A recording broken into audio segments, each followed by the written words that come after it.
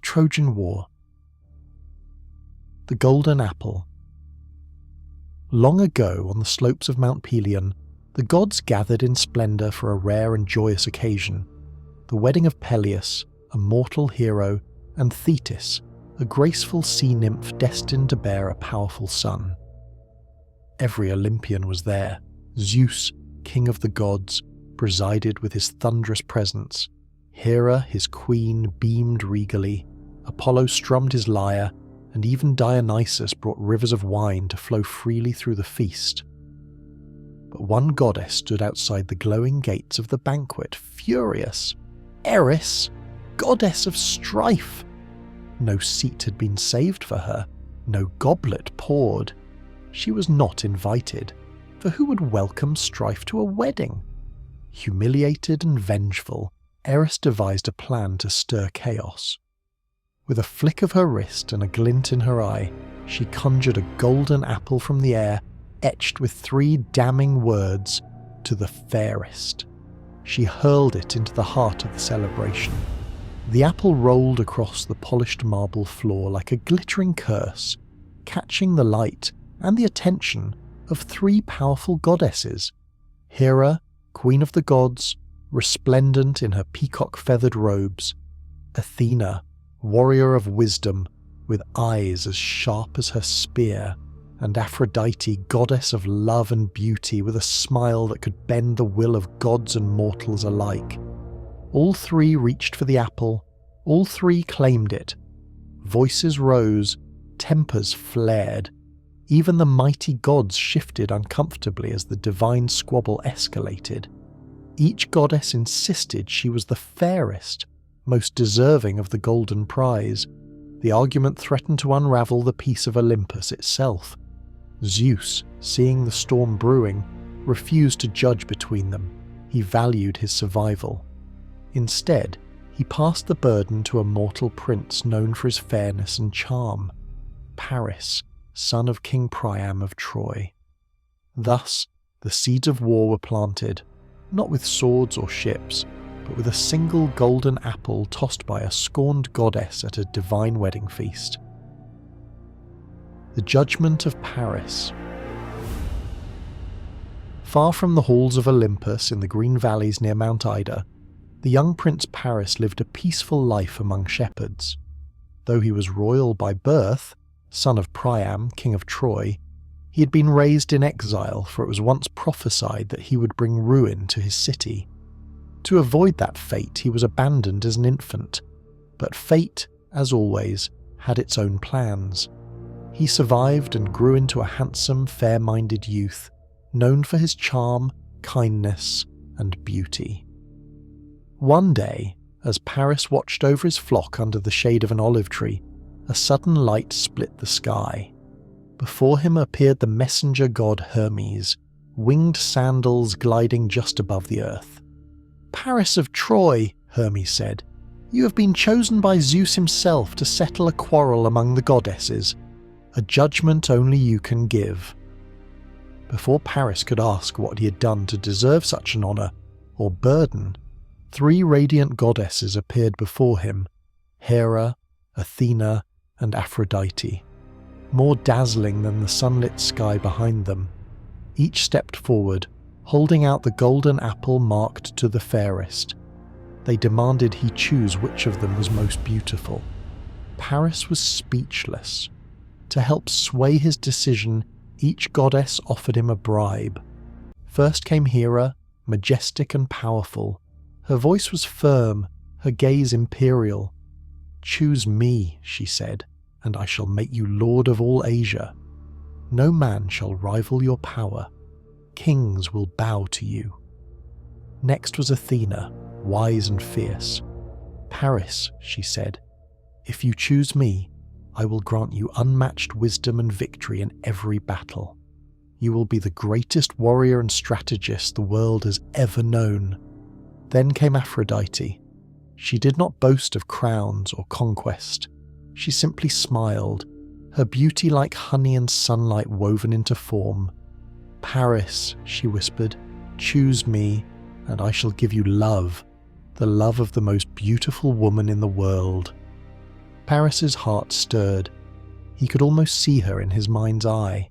Helen of Sparta, famed across the lands for her beauty, the wife of King Menelaus. The idea of power tempted him. Glory called to him, but love, true, radiant love, overwhelmed all reason.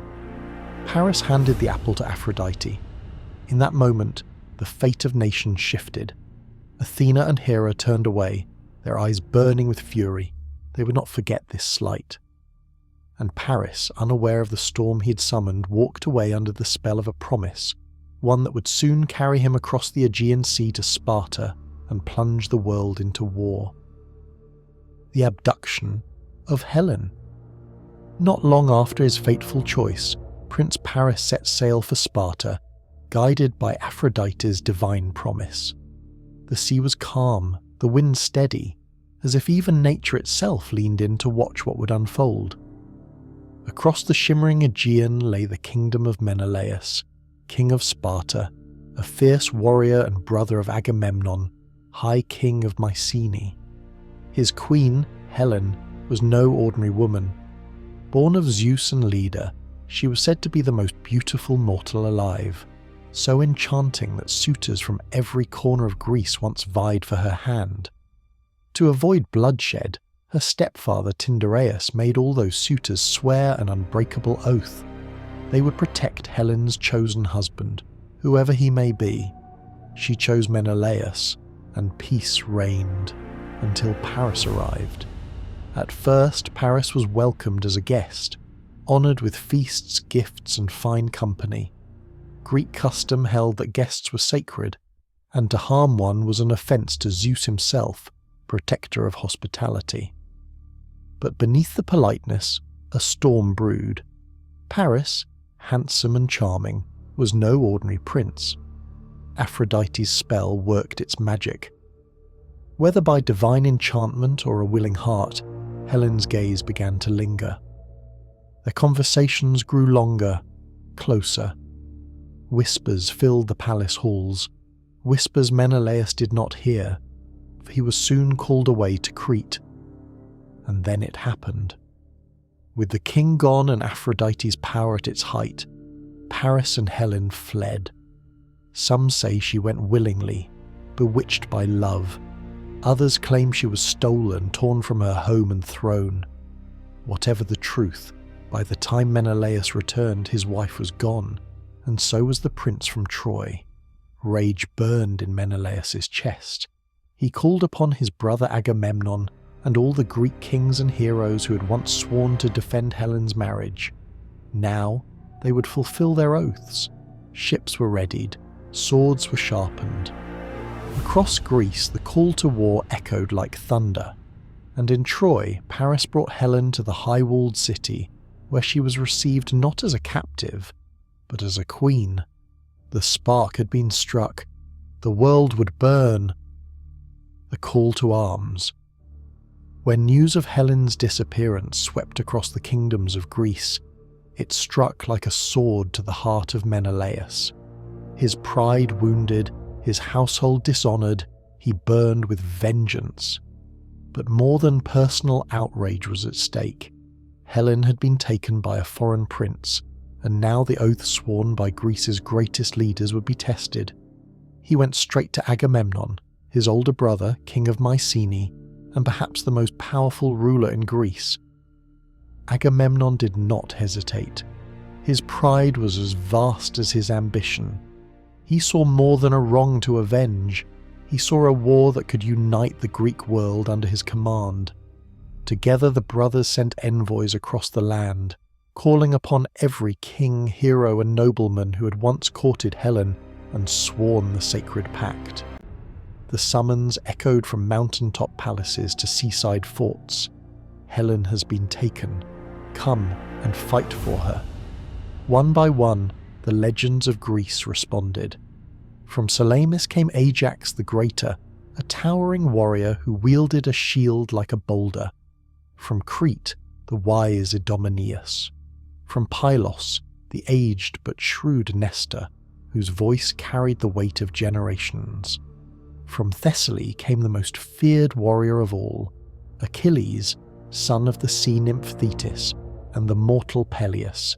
Still just a youth, but already nearly invincible, his mother had dipped him in the river Styx, leaving only his heel untouched. He was destined for glory, but also for a short life. Yet not all came willingly. In Ithaca, clever Odysseus had no desire for war. He had a young son, Telemachus, and a faithful wife, Penelope. He even pretended to be mad, ploughing his fields with salt instead of seed. But the Greeks tested him. They placed his infant son before the plough. Odysseus veered away at the last second, revealing his sanity and sealing his fate.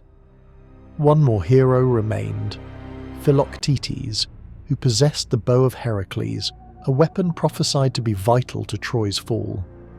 But an infected wound left him abandoned on a lonely island. His story, for now, would wait.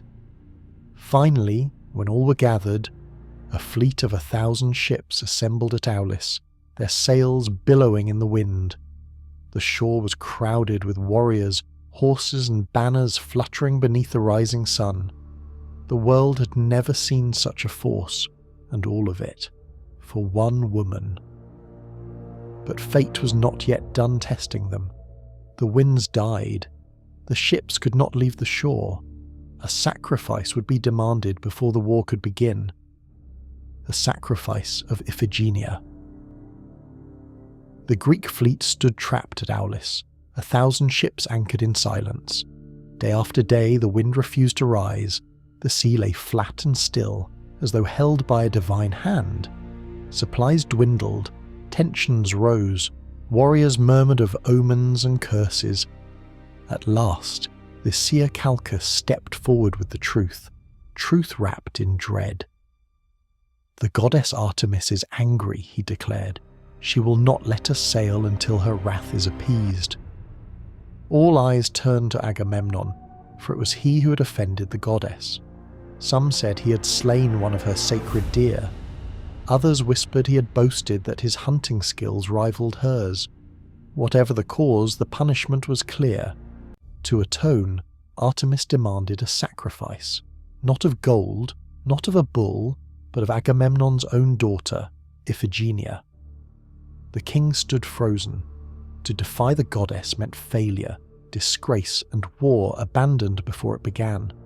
But to obey meant spilling the blood of his child, an act no father could endure.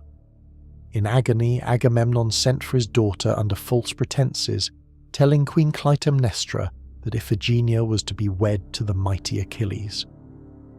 The girl came, full of joy and innocence, unaware of the fate awaiting her. When the truth was revealed, grief shattered the camp. Some legends say Achilles, furious at the deception, vowed to protect her.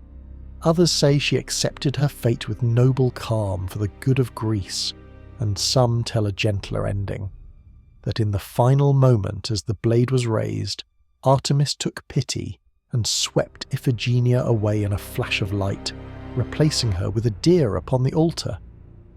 But no one knows for certain. What is known is this: soon after the sacrifice the winds returned, the sails filled, the sea came alive, and the 1,000 ships of Greece at last began their voyage to Troy, borne on wind, blood, and the cries of the innocent. The siege begins. The Greek fleet crossed the wine-dark sea like a storm unleashed, 1,000 ships descending upon the shores of Troy, the proud city of high walls and golden towers.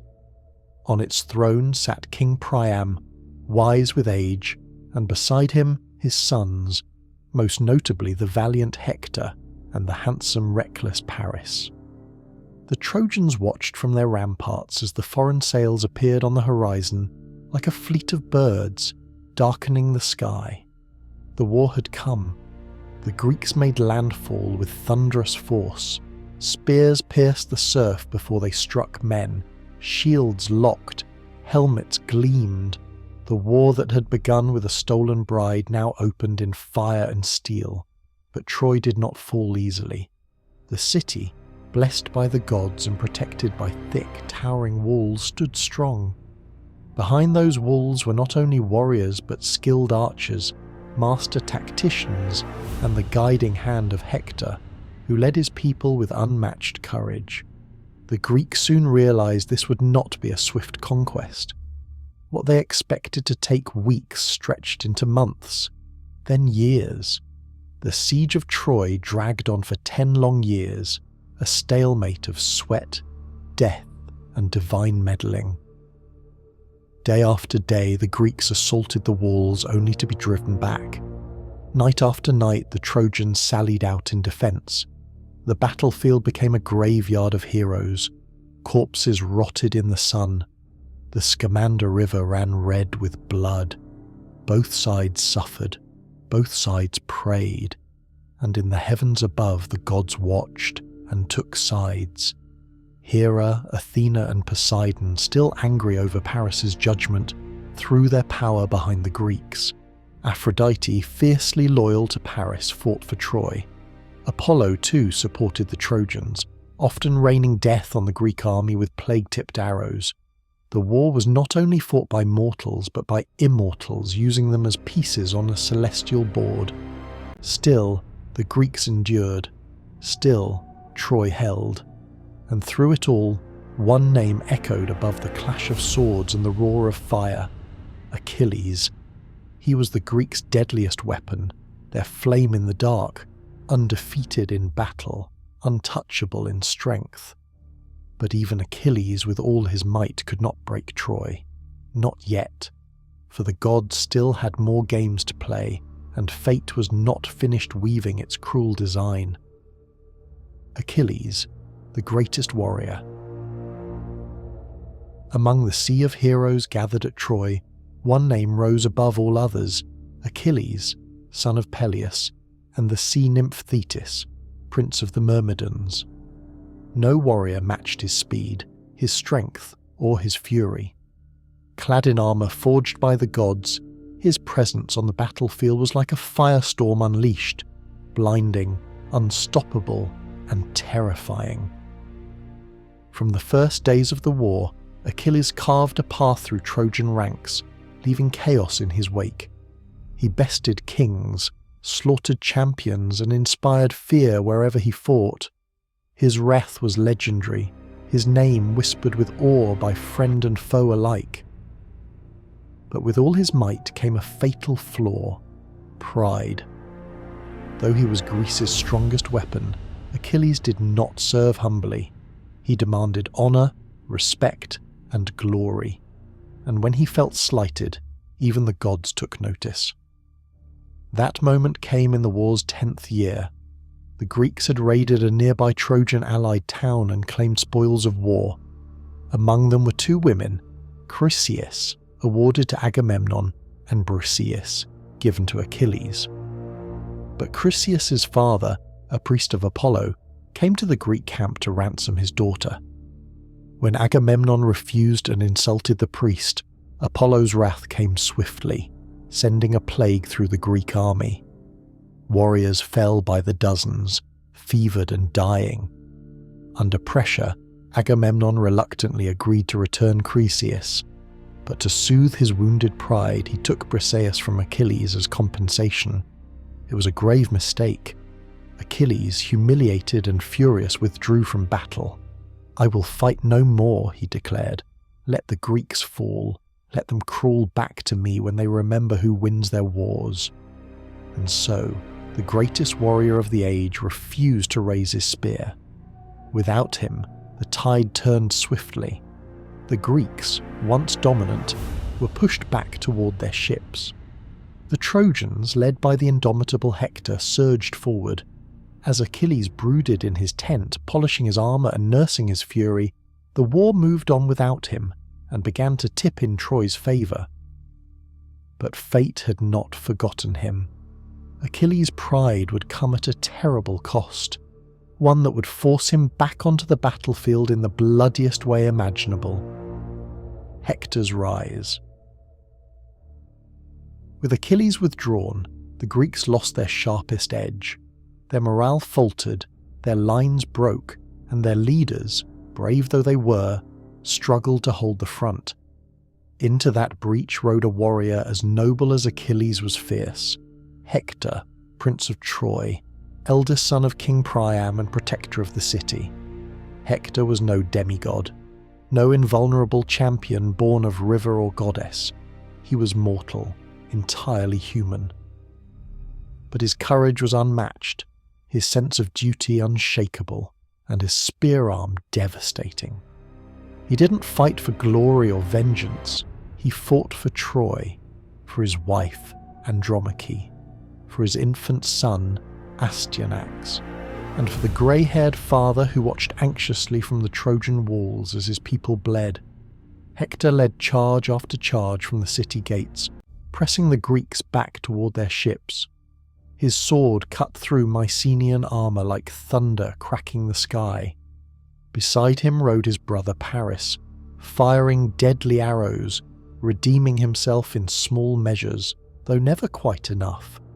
The Trojan army surged with renewed confidence. Apollo fought beside them, flinging plague and confusion into the Greek ranks. Even the mighty Ajax the Greater, a warrior nearly as fearsome as Achilles, could barely hold the line. One night Hector led an assault so ferocious it reached the Greek ships themselves. Flames licked the sails. Greek warriors fought with backs to the sea. The Greeks pleaded with Achilles to return. Agamemnon offered riches, lands, even Briseis, but Achilles refused. "I care not if Troy burns," he spat. "Let them all perish. My honour was stolen, and I will not fight." Still, Hector's triumph was not without cost. His brother Deiphobus was wounded. Countless Trojans fell in the field.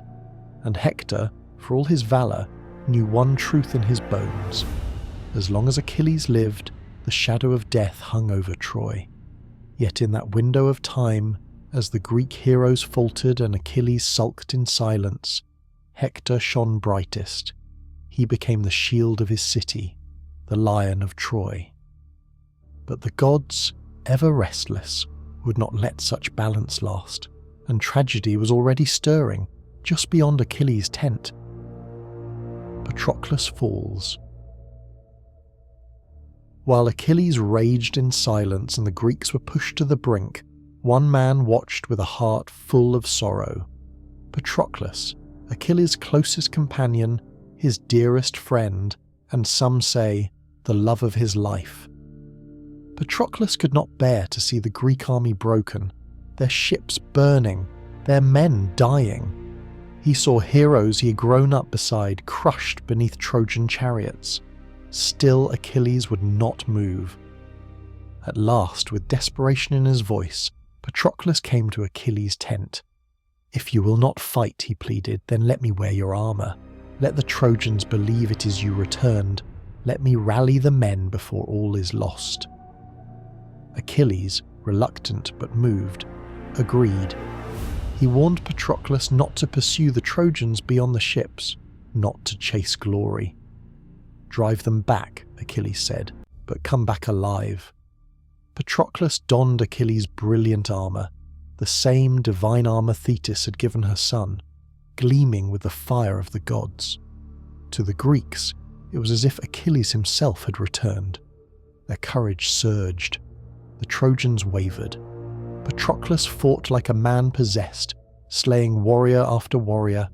He even killed Sarpedon, son of Zeus and a beloved ally of Troy. For a moment, victory seemed near. But then Patroclus forgot the warning.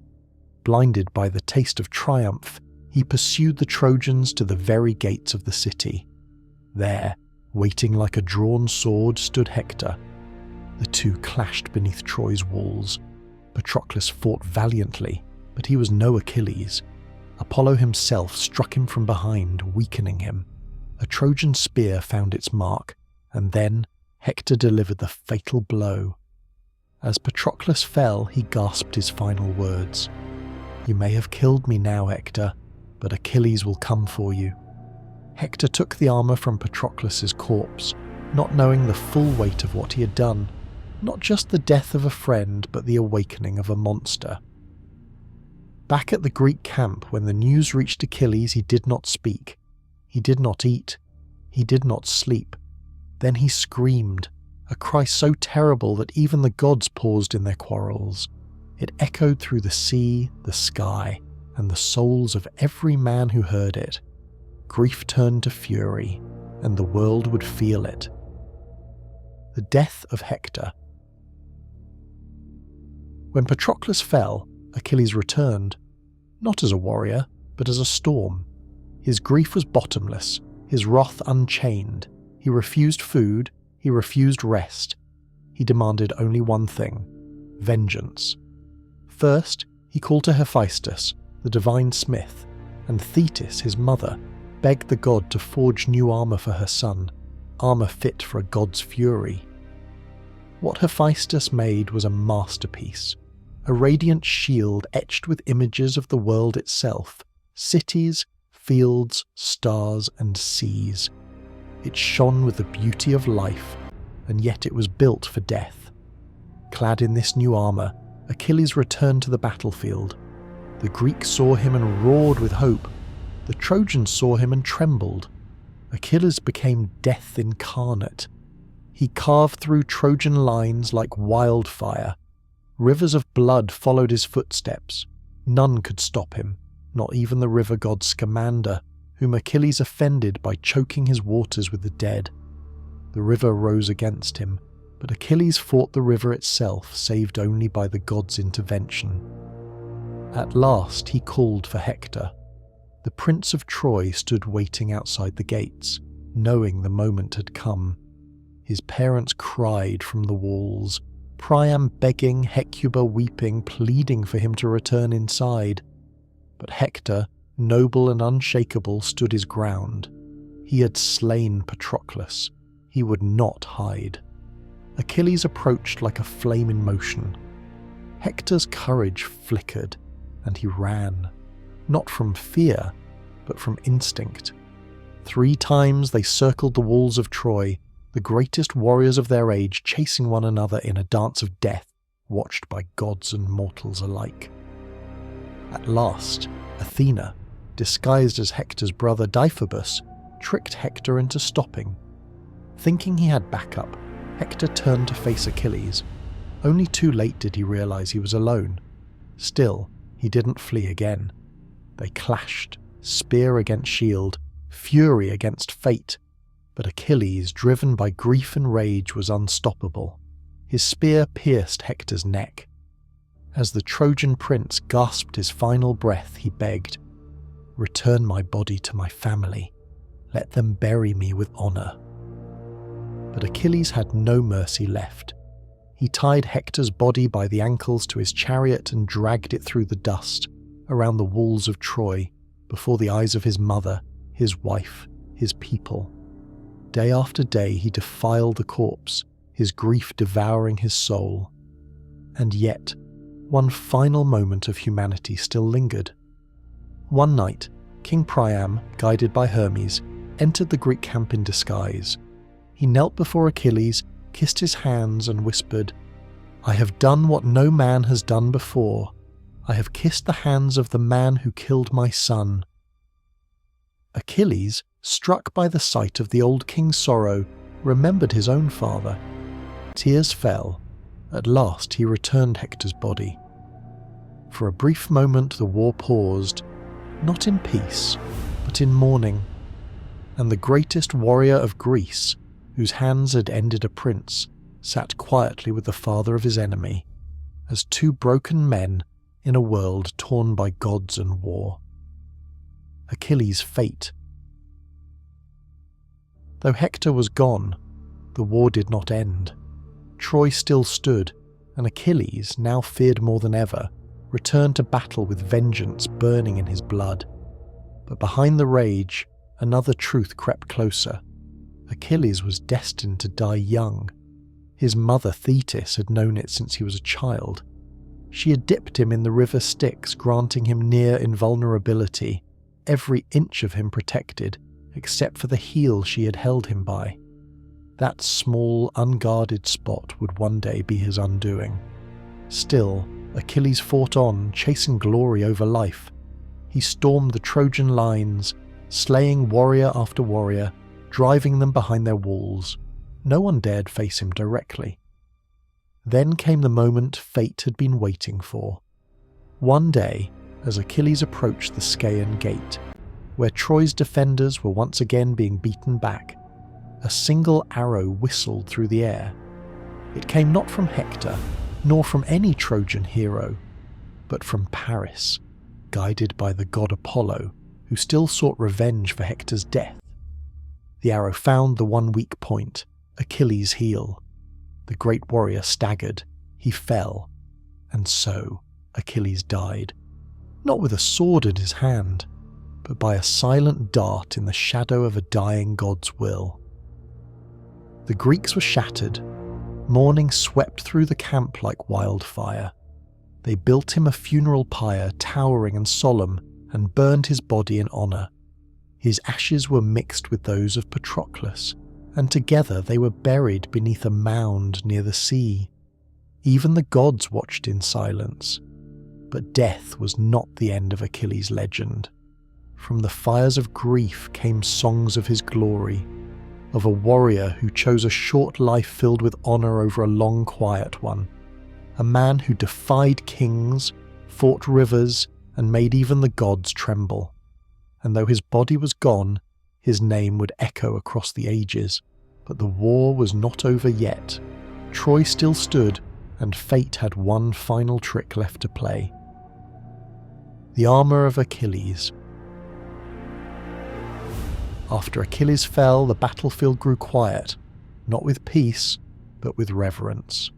His death had shaken both armies. Even the gods paused, knowing the brightest flame of the war had been extinguished. But with his death came a new question, one that would divide the Greeks. Who would inherit Achilles' armour? Forged by Hephaestus, blessed by the gods, and worn by the greatest warrior of the age, the armour had become more than protection. It was a symbol of divine favour and heroic legacy.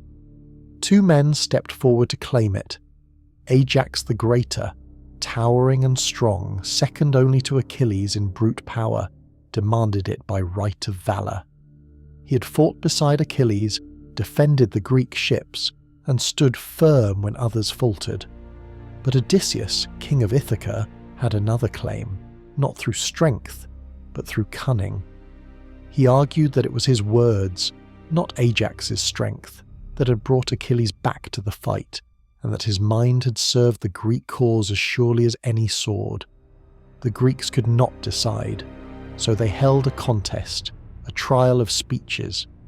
Ajax spoke with fire and simplicity, appealing to honour, loyalty, and deeds on the battlefield. But Odysseus, clever and silver-tongued, used logic, wit, and manipulation. He reminded the Greeks that wisdom would win the war, not brute force. In the end, Odysseus was awarded the armour, and Ajax's world collapsed. Shamed, humiliated, and betrayed, Ajax's mind began to unravel. That night, in a frenzy of rage, he stormed the Greek camp with sword drawn, intent on killing those who had wronged him. But Athena, goddess of wisdom and war, clouded his mind. In his madness, he saw not men but animals. He slaughtered sheep, believing them to be Agamemnon and Odysseus. When the fog of madness lifted and he saw the truth, he had butchered innocent beasts, not enemies. Shame consumed him. Unable to bear the disgrace, Ajax fell upon his own sword and died. Another hero lost, not in battle, but to pride and madness. The war took lives not only with spears and arrows, but with wounds to the soul. Achilles' armour had passed to a new era, but victory still eluded the Greeks. It would take more than strength or cunning to break Troy now. It would take prophecy, destiny, and a final twist of divine deception. With Achilles dead, Ajax fallen, and Troy still standing strong, the Greek army began to despair. They had fought for nearly 10 years. Their mightiest warriors had fallen, and still the walls of Troy held. But war, in this age of myth and gods, was never decided by strength alone. It was time for prophecies. The seer Calchas, who'd spoken many truths before, now delivered the final conditions the Greeks needed to fulfill to conquer Troy. There were 3 sacred requirements, each nearly impossible on its own. First, only the bow and poisoned arrows of the mighty hero Heracles could turn the tide. These were in the hands of Philoctetes, a once proud archer who had been abandoned by the Greeks years earlier on the island of Lemnos. Bitten by a venomous snake, Philoctetes' wound festered and stank. His cries drove the others mad, and under Odysseus' advice they left him behind. Now they had to return and beg him to fight. Odysseus and Neoptolemus, the young son of Achilles, were sent to retrieve him. At first they used trickery, but Neoptolemus, unlike Odysseus, had a conscience. He told Philoctetes the truth. Wounded, betrayed, but still loyal to the spirit of Heracles, Philoctetes agreed to return, and with him the sacred bow and arrows. Second, the Greeks were told that Troy could not fall unless it housed the bones of Pelops, an ancient hero and ancestor of Agamemnon. Somehow, the bones had to be retrieved and brought into the Trojan city, a grim task that involved sacred relics and rituals. The Greeks complied, quietly, solemnly, treating the demand not as strategy, but as divine necessity. Lastly, the final prophecy spoke of Neoptolemus, the son of Achilles, now nearly grown. He had been raised far from the war, hidden away by Thetis, but fate demanded his presence. Only the bloodline of Achilles, it was said, could help bring Troy to its knees. So the Greeks found him, and though young, Neoptolemus was fierce and unflinching, a mirror of his father in fire and fury. He joined the war, ready to claim his own destiny in the ashes of his father's legacy. With these 3 conditions fulfilled, hope returned to the Greeks. But brute strength had failed. It would now take trickery. And no one was better at trickery than Odysseus. He had conceived a plan, a final desperate gamble, one that would go down in legend not for the sword, but for the silence inside a wooden belly. The Greeks would pretend to give up, and let the Trojans welcome their doom. The Trojan horse. At last, the Greeks turned to deception, their final, most cunning weapon. For 10 years they had battled the Trojans without breaching their city's mighty walls. Now, Odysseus, master of strategy and lies, offered a plan unlike any ever dared. We shall give the Trojans a gift that will destroy them from within. The Greeks built a colossal wooden horse, towering and hollow, its flanks wide enough to hide warriors within. A symbol of peace and surrender, it was constructed to look like an offering to the gods, specifically to Athena, goddess of wisdom and war. Carved with care, polished to shine, it appeared to be a gesture of defeat. And then the Greeks made their move. They burned their tents, packed their ships, and sailed away, disappearing beyond the horizon, leaving the giant horse alone on the shore like a tribute from a beaten army. The Trojans awoke to silence. Their enemies were gone. The beach was empty, and in their place stood the horse. The people gathered. Cheers erupted. For the first time in years, the gates of Troy opened. Warriors, children, and elders poured out to touch the mysterious gift. Only one man warned against it. Laocoon, a Trojan priest, cried out, "Beware Greeks bearing gifts." He feared a trick, saw through the illusion. But just as doubt began to spread, 2 sea serpents, sent by the gods, or perhaps by Athena herself, rose from the waves and devoured Laocoon and his sons in full view of the crowd. The Trojans gasped. It was a sign, they said. The gods must want the horse inside. And so, with celebration, song and drunken joy, the Trojans dragged the horse through their gates, not knowing that inside its belly crouched the finest warriors Greece had left: Odysseus, Menelaus, Neoptolemus, and others, swords clenched, waiting in silence. That night, Troy feasted. Bonfires lit the sky. Wine flowed, music rose, and for the first time in a decade the people of the city danced. As the last fires dimmed and sleep fell heavy on the city, the hatch of the wooden horse creaked open. Odysseus and the Greeks emerged like shadows. They crept to the gates and opened them. Outside, the Greek fleet, which had only pretended to leave, had returned under cover of night. The full army flooded through the gates. Troy, lulled by false peace, was caught defenceless. And so, in the final hours before dawn, after 10 years of war, betrayal, prophecy, and blood, Troy fell. The fall of Troy. The gates of Troy stood wide open. The Greek army poured in like a wave of fire. No trumpet sounded, no challenge was issued. There was only the sudden crack of violence as swords met flesh and flames met stone. The sleeping city awoke to screams. Homes burned, mothers clutched children, warriors scrambled for armour too late. Odysseus and his men swept through the palace. Menelaus, wild with fury, searched for Helen, blade in hand. He found her at last, not fleeing, not resisting, but standing calmly, radiant even in war. Some say he raised his sword, but could not strike. The love, or curse, that had started the war bound them still. He took her home. Neoptolemus, son of Achilles, claimed his brutal legacy. He stormed into the palace and killed King Priam as the old man clung to the altar of Zeus. It was a slaughter with no mercy, no reverence, only the cold justice of revenge and victory. Queen Hecuba was taken as a slave. Andromache, Hector's widow, watched as her son Astyanax was torn from her arms and thrown from the walls, so no future prince could rise to avenge Troy. The temples were defiled. The statues of gods wept fire and ash. Even Cassandra, the cursed prophetess who had foretold it all but was never believed, was dragged from the sanctuary of Athena, violated and silenced, even as her truth echoed through the burning ruins. By morning, Troy was no more. The proud city of towers and gold had become rubble, its people slain or enslaved.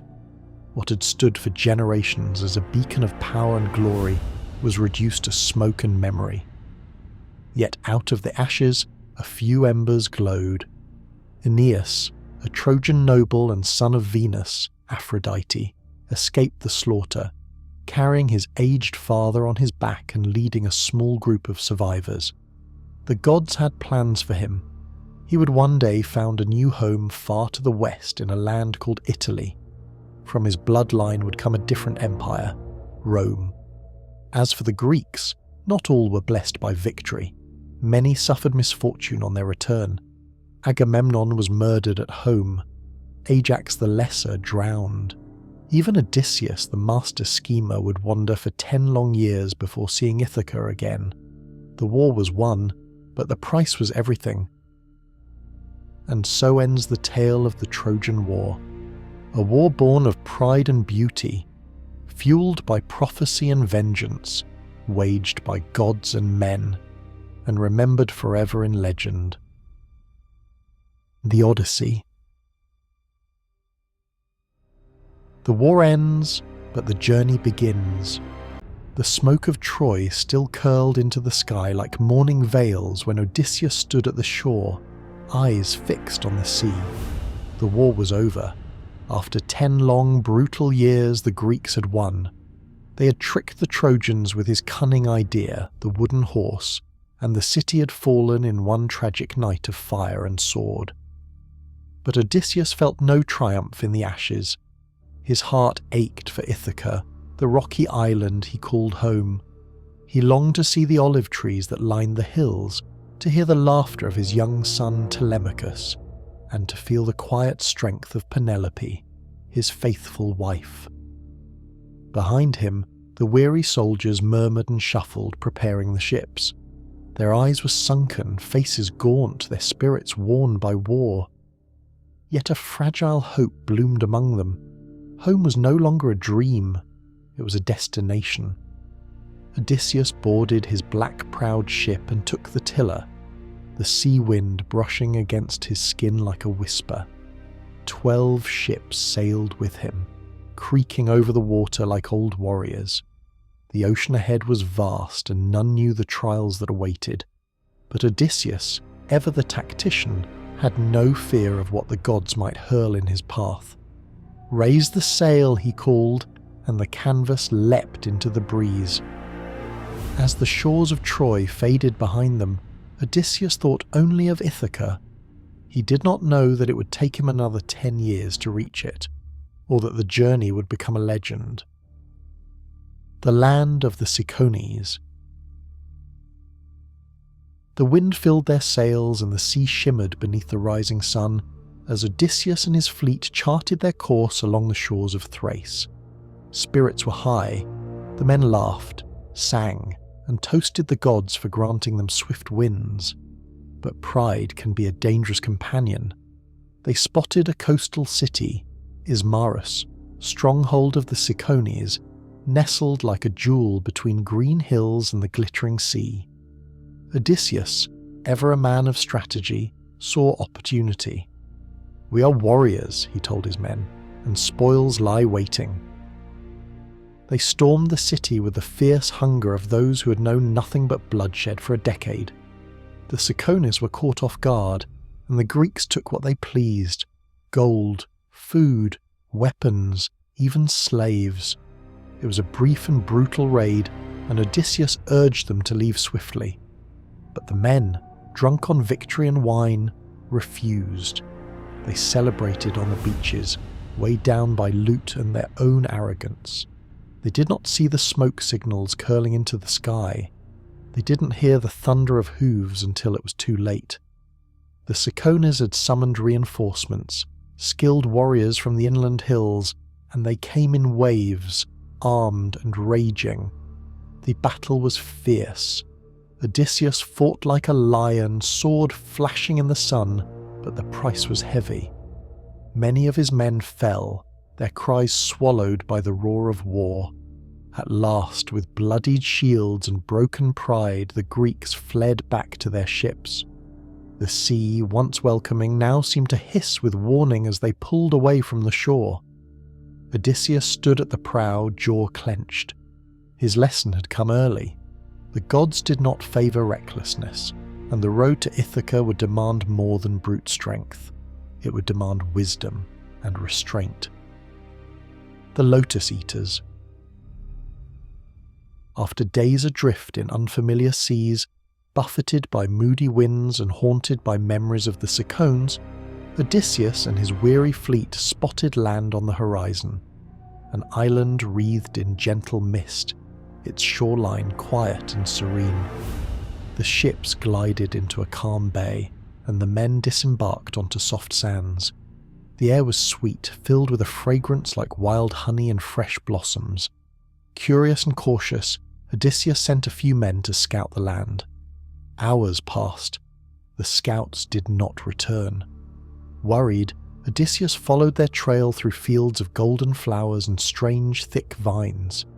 Eventually he found them, smiling, dazed, reclining in the grass like children lost in a dream. In their hands were pale yellow blossoms, the fruit of the lotus plant. One of the men looked up, eyes glazed with joy. "Captain," he murmured, "there's no need to leave. We found paradise." Odysseus frowned. "Paradise," he echoed.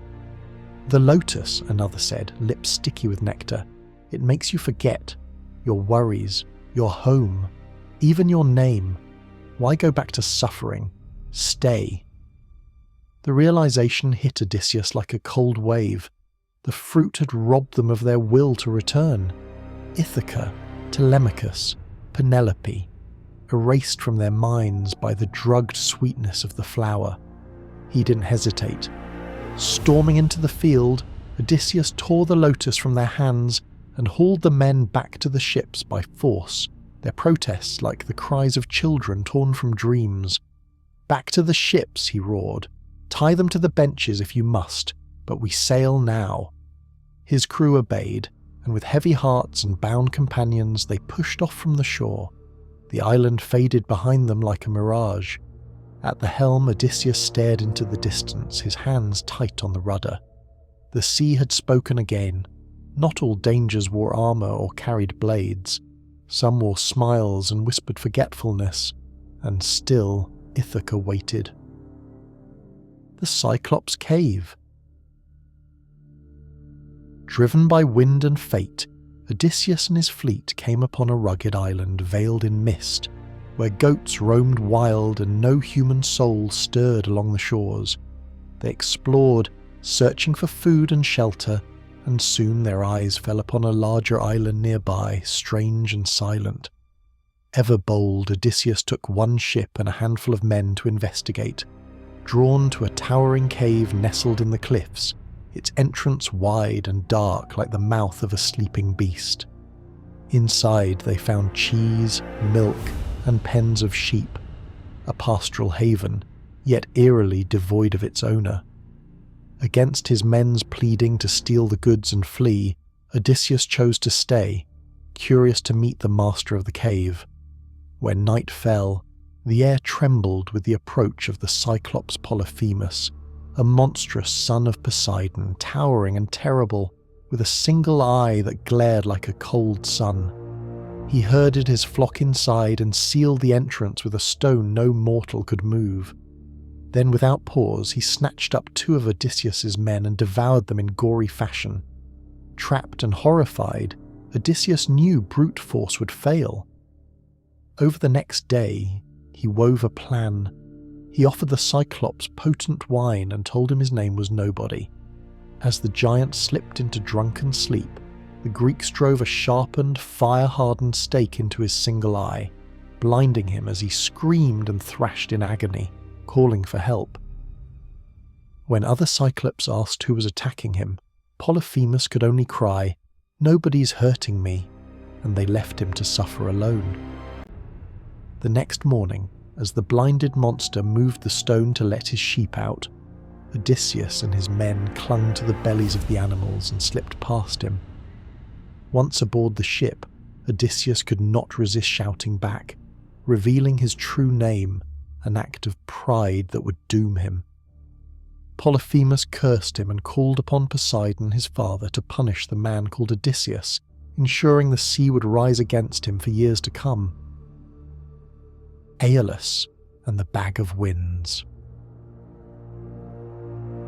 With the smoke of the Cyclops' rage still drifting behind them, Odysseus and his men sailed onward until they reached the floating island of Aeolia, home to Aeolus, the god of winds, who welcomed them with strange hospitality and listened with awe to Odysseus's tale of Troy and monsters.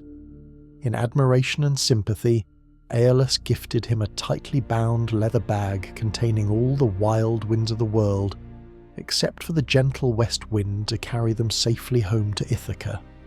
For 9 days they sailed smoothly, Ithaca's shores finally within sight on the 10th.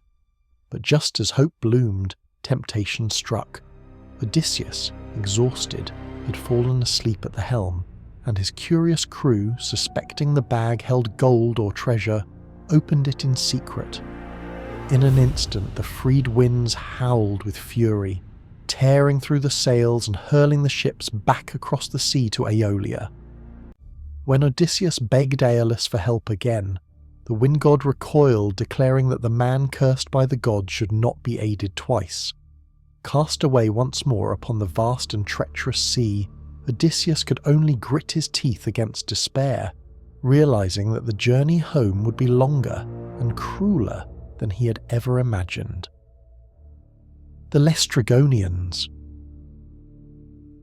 Battered by storms and burdened by disappointment, Odysseus and his fleet drifted onward until they came upon a distant land with high cliffs and a narrow harbour flanked by jagged stone, where the sea lay eerily still and the air hung heavy with silence.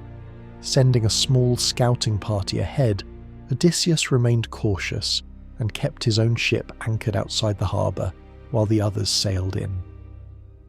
The scouts reached a city that seemed quiet but strangely alive, and there they met a towering woman who led them to her husband, the king of the Laestrygonians, monstrous giants with a thirst for flesh. Without warning, the king snatched up a man and devoured him on the spot, and the rest of the giants descended like a plague, hurling massive stones that crushed ships and skewering fleeing sailors with spears as if they were fish. Panic erupted as the Greeks fought to escape, but only Odysseus's ship still outside the deadly harbour avoided destruction. He called to his surviving men, pulled them aboard, and rowed with desperation into the open sea as the roars of giants faded into the distance. Another fleet lost, another horror survived, and Odysseus, though alive, felt the crushing weight of the gods' fury, and the long road still ahead. Circe's Island. Driven by grief and salt winds, Odysseus and his surviving crew drifted until they reached the lush forested island of Aiaia, home of the sorceress Circe, where streams murmured through meadows and smoke rose gently from a distant hall hidden among trees. Worn and weary, the men rested while Odysseus sent a group to explore, led by his loyal companion Eurylochus. They found Circe's mansion, guarded by tame wolves and lions that greeted them like old friends, and when she welcomed them in with food and honeyed wine, they followed, save for Eurylochus, who waited outside, uneasy. Inside, the men feasted, but the meal was laced with enchantment, and with a wave of her wand, Circe transformed them into grunting pigs and herded them into pens. Eurylochus fled to warn Odysseus, who rushed to the rescue, sword in hand. Yet before he could confront her, Hermes appeared in disguise and offered him a magical herb called Molly, which would protect him from Circe's spell. With the herb in his system, Odysseus stormed her hall, and when she tried to enchant him, her powers failed. Shocked and awed, she yielded to him, eventually restoring his men and inviting them to stay. Though wary at first, they found comfort and healing in her halls, and Odysseus, drawn by her beauty and kindness, remained with her for a full year. But at last, when his heart could no longer ignore the call of Ithaca, he begged for leave, and Circe, knowing his journey was far from over, agreed, sending him on with guidance to the next most unthinkable destination, the land of the dead. Journey to the underworld. Guided by Circe's solemn instructions, Odysseus and his men sailed to the edge of the world, to a bleak and mist-shrouded land where no sun shone, and the river of sorrows flowed through a barren plain. The entrance to the underworld, realm of the dead.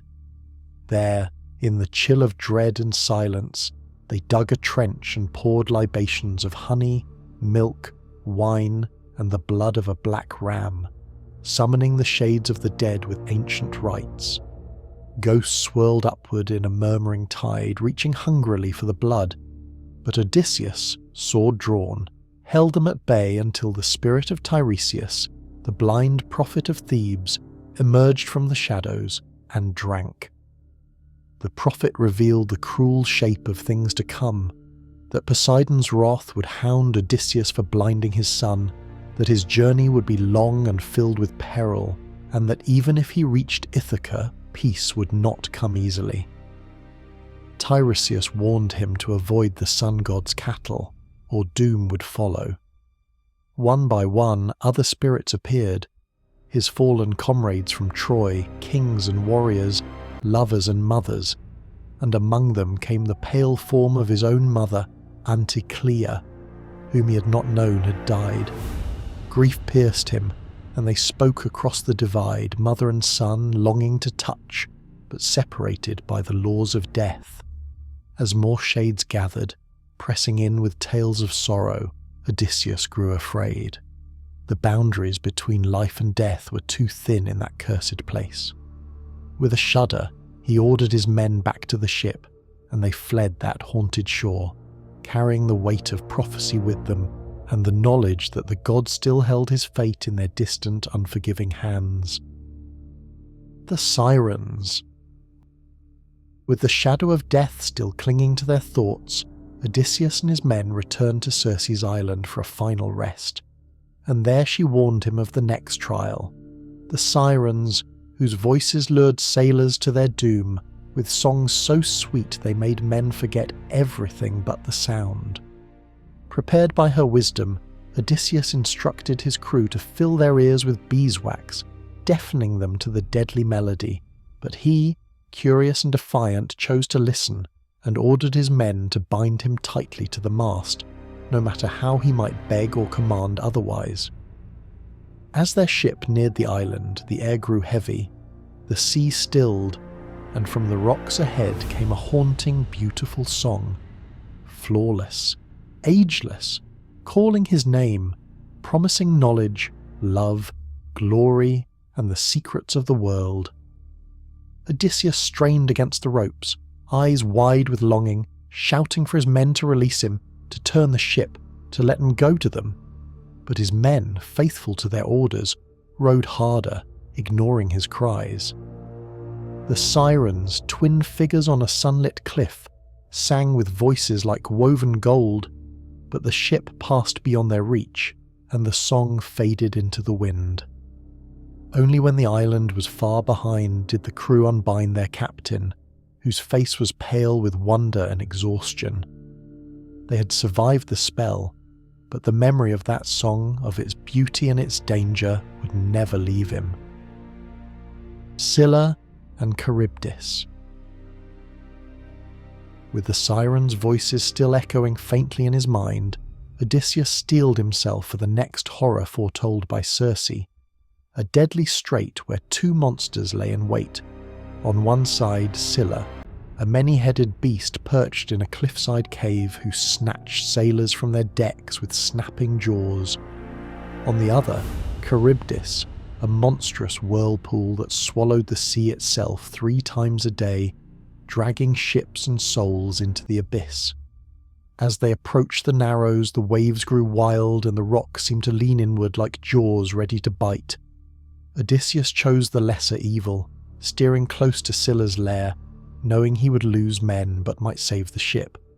He ordered his crew to row with all their might and said nothing of what truly awaited them, for terror would only break their strength. As they passed the looming cliff, Scylla struck with the speed of lightning, her 6 long necks darting down and seizing 6 men from the deck, lifting them into the air, screaming and flailing before vanishing into the cave. Odysseus could do nothing but watch, helpless and furious, as the sea churned with their loss. To the other side, Charybdis roared and spun, a maelstrom of death, but they escaped its pull, the ship groaning with effort. When they cleared the strait, there was no cheer, no relief, only silence, and the knowledge that survival came with a cost written in blood and echoes. The Cattle of the Sun. Worn and haunted, Odysseus and his men drifted to the island of Thrinacia, where golden cattle grazed under the ever-watchful eye of Helios, the sun god. Circe and Tiresias had both warned him, "Do not touch the sacred herd, for disaster would follow," but storms pinned them on the island for days, and food ran low, and hunger gnawed at their sanity. Odysseus, trusting the gods and the warnings, climbed inland to pray and seek guidance. But while he was gone, his men, led by the desperate and defiant Eurylochus, slaughtered the cattle with fire and feast, their oaths forgotten in the smell of roasting meat. When Odysseus returned, the smoke told him everything, and horror filled his soul. But it was too late. The sin was done. As they set sail days later, the sea turned black and the sky cracked open in fury. Helios, enraged, demanded vengeance from Zeus, who hurled a lightning bolt that split the ship and churned the sea to foam. The vessel shattered, His crew perished in the waves, and only Odysseus clung to a makeshift raft, cursed and alone, the wails of his men swallowed by the thunder. The sea dragged him far from the path home, far from hope, and cast him once more into the unknown, adrift, forgotten, the last survivor of his proud fleet. Calypso's Island. For 9 days the sea tossed Odysseus across its vast, merciless expanse, until at last he washed ashore on the secluded island of Ogygia, a place of wild beauty and timeless stillness, where flowers bloomed beside crystalline streams and vines curled like fingers toward the sky. There lived the nymph Calypso, immortal and radiant, who found the broken man and nursed him back to health in her hollowed cave of fragrant cedar and sweet song. She offered him comfort, shelter, and eternal life if only he would stay. But though her embrace was gentle and her love sincere, Odysseus's heart remained chained to Ithaca, to the face of Penelope and the hope of home. For 7 long years he lingered, trapped by longing and Calypso's devotion, walking the shores each day and staring westward over the waves, dreaming of his son and kingdom. The gods, at last moved by pity or fate, sent Hermes to command Calypso to release him. Grief-stricken but obedient, she helped Odysseus build a raft with her own hands, gave him provisions and a sorrowful farewell, and watched as he set off once more into the great unknown. Alone again, Odysseus sailed eastward, fragile against the will of the sea and the whims of the gods, chasing the final stretch of his decade-long Odyssey. The Phaeacians. Poseidon, still seething over the blinding of his son Polyphemus, saw Odysseus at sea and summoned a storm so fierce it shattered the raft and tossed the weary hero like driftwood across the waves, battering him until he was barely conscious. Clinging to a broken plank, he was finally swept ashore on the island of Scheria, land of the Phaeacians, whose palace shone with bronze and marble, and whose people lived in peace, blessed by the gods. There, Odysseus was found by Nausicaa, daughter of King Alcinous, as she played near the river bank with her maids, and though he was ragged and salt-crusted, she showed him kindness and guided him to the city. Welcomed by the king and queen, Odysseus, still concealing his name, was treated as an honoured guest, and during a grand feast in his honour, he was moved to tears by the bard's songs of Troy. Pressed by the curious king, he finally revealed his identity and, like a tide released, told the full tale of his journey, the war, the monsters, the magic, the deaths, the longing, and the wrath of gods. Awestruck and moved by his endurance and wisdom, the Phaeacians vowed to send him home.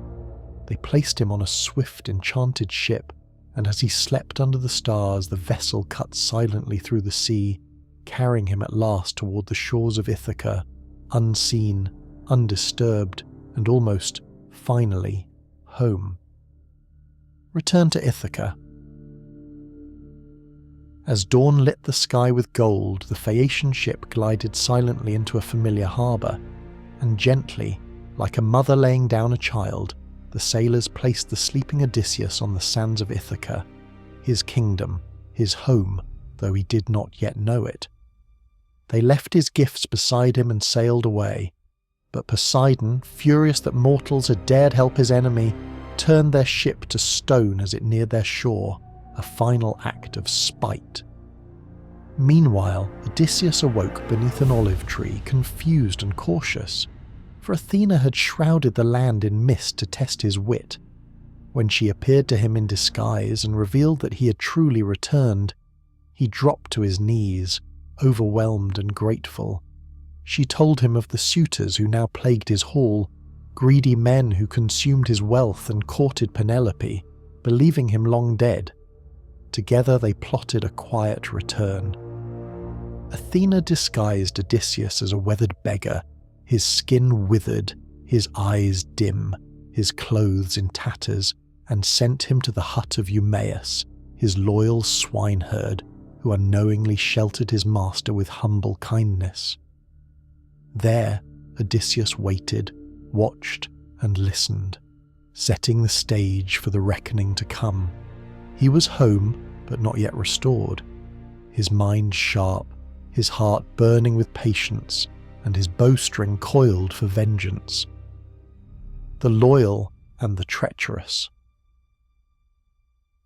Still cloaked in the disguise of a beggar, Odysseus remained hidden in Eumaeus's hut, testing the loyalty of those he once ruled, and slowly, carefully, allies began to reveal themselves. Eumaeus the swineherd, humble and devoted; Philoetius the cowherd, still faithful to his absent king; and finally Telemachus, his grown son, brave but uncertain, who returned from his own journey to find his home overrun. When father and son were reunited in secret, guided by Athena's hand, tears fell like rain after drought, and their bond, long stretched by time and sorrow, was made whole again. Together they forged a plan to take back the palace. Odysseus, still disguised, entered his former home and saw with his own eyes the depth of the suitors' arrogance, how they mocked the weak, insulted the gods, and plotted to kill Telemachus. Yet some among the household were true, Euryclea the nurse, who recognized Odysseus by the scar on his leg but swore her silence, and Penelope, who kept her suitors at bay with cunning and endless grief. As tension grew and revenge brewed like a storm on the horizon, Odysseus waited, saying little, observing everything, his vengeance cold and precise. He was a king in rags, a lion among jackals, and the hour of justice was drawing near. The contest of the bow. At last the day arrived when Penelope, wearied by years of mourning and pressure from the suitors, announced a contest to decide her new husband. Whoever could string Odysseus's great bow and shoot an arrow clean through 12 axe heads would win her hand, a task only the true king had ever accomplished. The suitors laughed, boasting and jostling, but one by one they failed, grunting and sweating as they struggled with the unyielding bow. Telemachus pretended to make an attempt, keeping the illusion alive, while Odysseus, still disguised, watched with quiet intensity.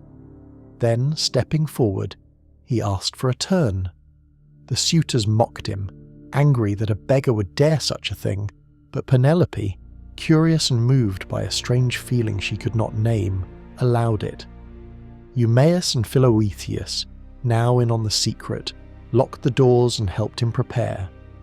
Odysseus took the bow in his hands and, as silence fell, strung it with ease, like a musician tuning a harp. Then, without hesitation, he drew an arrow and fired, clean through all 12 axe heads. Gasps filled the hall. Before the suitors could react, Odysseus threw off his rags, revealing the fury in his eyes and the strength in his voice. "You dared take my home," he declared, "and now you face your reckoning." In that moment, the hunter became the storm. Vengeance and reunion. With the bow in his hands and vengeance in his heart, Odysseus turned the great hall into a battlefield, loosing arrow after arrow with deadly precision, striking down the stunned suitors before they could rise or flee. Telemachus stood at his side, sword flashing, while Eumaeus and Philoetius barred the exits, trapping the traitors within. Blood slicked the marble floors, cries echoed through the pillars, and one by one, the men who had consumed his wealth, insulted his name, and threatened his family fell beneath his wrath. When the last suitor died gasping at his feet, Odysseus stood amid the ruin, not triumphant, but grim and resolute. He ordered the disloyal maids to clean the hall, then met with the faithful Euryclea, who rushed to inform Penelope. Yet even now, Penelope doubted. After so many lies and shattered hopes, she could not trust her eyes. So she tested him, asking a question only the real Odysseus could answer. About their bed, carved from the living trunk of an olive tree. When he answered with the secret truth, her heart broke open and she wept in joy, running to him, embracing the man she'd waited for through 10 years of war and 10 more of wandering. At last, king and queen were reunited and peace returned to Ithaca, not by fate, not by magic, but by endurance, cunning, and the unwavering hope of coming home. The story of Pygmalion and Galatea. The sculptor of Cyprus. In the sun-drenched island of Cyprus, where marble cliffs met the wine-dark sea and fragrant winds carried whispers of the gods, there lived a man named Pygmalion, a sculptor whose hands could coax beauty from stone as if he channeled the divine. He was no ordinary craftsman. His statues breathed with lifelike grace, their eyes seeming to hold secret thoughts, their forms so perfect that even noble patrons came from distant lands to marvel at his work and beg for commissions. Yet Pygmalion remained unmoved by their praise, for he lived in quiet solitude, untouched by love, disillusioned by the women of his city whom he found vain, shallow, and unworthy of the ideals he cherished. In every face he encountered, he saw not warmth, but a reflection of his disappointment, and so he turned away from the world of flesh and turned instead to his art, seeking in silent marble the purity and beauty he could not find in life. While others danced at festivals and sang songs beneath the moon, Pygmalion remained in his workshop, lit only by the flicker of oil lamps and the fire of his imagination, dreaming of a perfection that no mortal woman had ever embodied. The dream of perfection. Determined to create not just a statue but a vision of his perfect woman, Pygmalion selected a flawless block of ivory, pale as moonlight and smooth as still water, and began to carve with a passion that bordered on obsession, each stroke of his chisel guided not merely by skill, but by a longing so deep it pulsed like blood in his veins. He shaped her features with care that defied reason, her face serene and radiant, her lips gently curved in eternal softness, her limbs delicate yet strong, her form poised as though she might step down from the pedestal and speak his name. As the days blurred into weeks and the weeks melted into months, he could scarcely sleep, driven by the fire within him to bring this figure to completion, a flame that burned hotter than the forge, brighter than the sun. His world shrank to the sound of tool meeting stone, to the curve of a wrist, the fall of hair, the perfection of a gaze that did not yet see. When at last he stepped back and beheld what he had made, a quiet awe filled him, for there she stood, not merely a statue but the embodiment of a dream, the ideal of womanhood, untouched by time, unmarred by imperfection, beautiful beyond the reach of words or mortal comparison. The statue named Galatea. She was unlike anything the world had seen, and though she bore no breath, no heartbeat, no voice, Pygmalion looked upon her with a reverence that bordered on worship and named her Galatea, a name that sang like poetry in the silence of his studio. He draped her in silk spun from the finest threads, clothed her in garments meant for queens, adorned her with gleaming bracelets and delicate chains of gold that sparkled in the lamplight like stars against her ivory skin, and though she never moved, he imagined her smiling at his touch, imagined warmth in the cool curve of her cheek, imagined love behind her perfect stillness. He brought her gifts each day, flowers with dew still clinging to their petals, seashells gathered from the shore, the sweetest fruits from the marketplace, as if she were a living woman with tastes and pleasures of her own. He spoke to her of his days, of his dreams, of the beauty he saw only in her, his voice soft and trembling. The words meant not to fill silence, but to confess a devotion that had slipped beyond his control. And though Galatea never answered, never stirred, Pygmalion believed her silence held understanding, that within her marble form there was a soul waiting only for the right miracle to awaken, and so his heart, once guarded and distant, now beat with a quiet yearning that no one else could see or comprehend. Love for the unliving. Each day Pygmalion awoke with his thoughts already at her side, and each night he lingered near her, reluctant to sleep for fear of losing even a moment in her presence. For though she could not move, her stillness became the anchor of his life, her silence the most comforting music he'd ever known. He kissed her hands with trembling lips and pressed his forehead to hers as though she might feel his warmth seep into her cold perfection, as though his breath might stir her to life. He grew blind to the world outside his workshop, indifferent to the bustling streets, the songs of lovers beneath the moon, the laughter of women who once might have caught his eye. To Pygmalion, none of them compared to the figure he had shaped, the goddess he had carved from lifeless ivory, and he began to live only for her, creating stories of what she would say if she could speak, what her laughter would sound like, how her arms would feel wrapped around him if only she were real. His friends saw the change in him and whispered behind their hands, some mocking, some pitying, but he paid them no mind, for to him they were blind men mocking the sun, unable to see the purity of what he had made or the depth of what he now felt. His love was no longer something he questioned or resisted. It was a truth, powerful and consuming, a flame that burned not in her but in him, and it needed no reply to be real. A prayer to Aphrodite. When the festival of Aphrodite arrived, the city bloomed with celebration. Torches flickered in every street, garlands hung from marble columns, and music swirled through the air like perfume.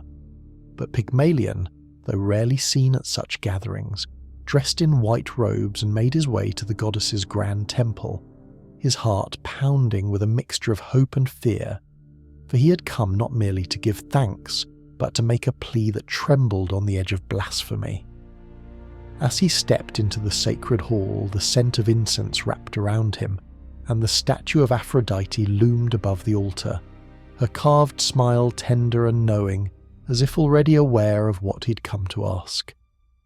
Pygmalion approached slowly, carrying a garland of roses and a small ivory dove carved by his own hand, a symbol of purity and longing, and laid them gently at her feet. Then, before the gathered crowd and priestesses in flowing veils, he bowed his head and spoke, his voice low and reverent, not daring to name his love, not daring to reveal the truth that he loved what was not alive. So instead he whispered, "Divine Aphrodite, grant me a bride like her, a woman who mirrors the grace and beauty I see in the figure I have fashioned with my own hands." The flames on the altar flickered higher, and for a moment the smoke curled in a shape that made his breath catch, a silhouette that looked eerily like Galatea herself. Though the goddess gave no voice, no visible sign beyond that brief shimmer of heat and air, Pygmalion felt something stir within him, a quiet thrill of possibility, as if the goddess of love had heard not just the words he'd spoken aloud, but the silent ones locked deep in his heart. The divine answer. With his prayer still echoing in his heart, Pygmalion left the temple in a trance, the sounds of celebration around him muffled and distant, as though the world itself had shifted into a dream, and as he walked the winding streets back to his workshop, he dared not hope, dared not let himself believe, but the memory of the dancing flame and the curling smoke haunted him like a promise. The moon had risen high by the time he reached his door, casting pale silver light through the windows as he entered the space where Galatea stood, unchanged, beautiful, silent. He approached her slowly, his breath shallow, his hands trembling with fear that he had imagined it all, that she would still be as cold and still as before, and yet a warmth prickled in the air around him, subtle but strange, as though something unseen had passed through the room in his absence.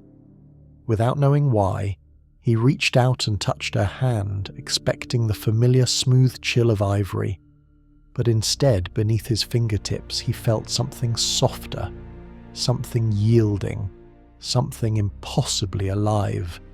His eyes widened, and he pressed his palm to hers, then to her cheek, where there was now the faintest warmth, like sunlight brushing the skin, and her lips, once unyielding and still, seemed fuller, as though they had just formed a breath.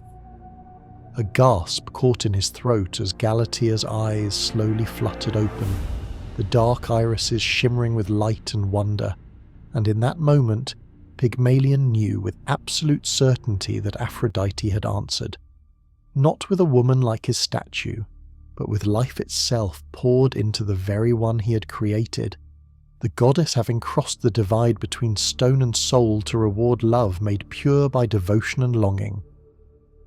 A heart of flesh. Time itself seemed to stop as Galatea blinked, her gaze meeting Pygmalion's with a softness no sculpture could ever hold, and for a moment he stood frozen, torn between awe and disbelief. But when her lips parted and she drew her first trembling breath, he stepped forward and gathered her into his arms, half afraid she would vanish like a dream. But her body was warm, supple, alive, and as she leaned into him, he felt the beating of her heart against his chest, delicate yet strong, the rhythm of a soul newly awakened. Tears welled in his eyes as he whispered her name, not to a statue but to a woman, and her fingers, no longer carved from ivory but shaped by divine will, rose to touch his face, gently tracing the lines time had drawn there, as though she too had known him all along. The room glowed with an unseen light, the kind that only miracles leave behind, and as they stood wrapped in one another, neither spoke of the impossible thing that had happened, for it was too sacred for words, a gift too profound to name.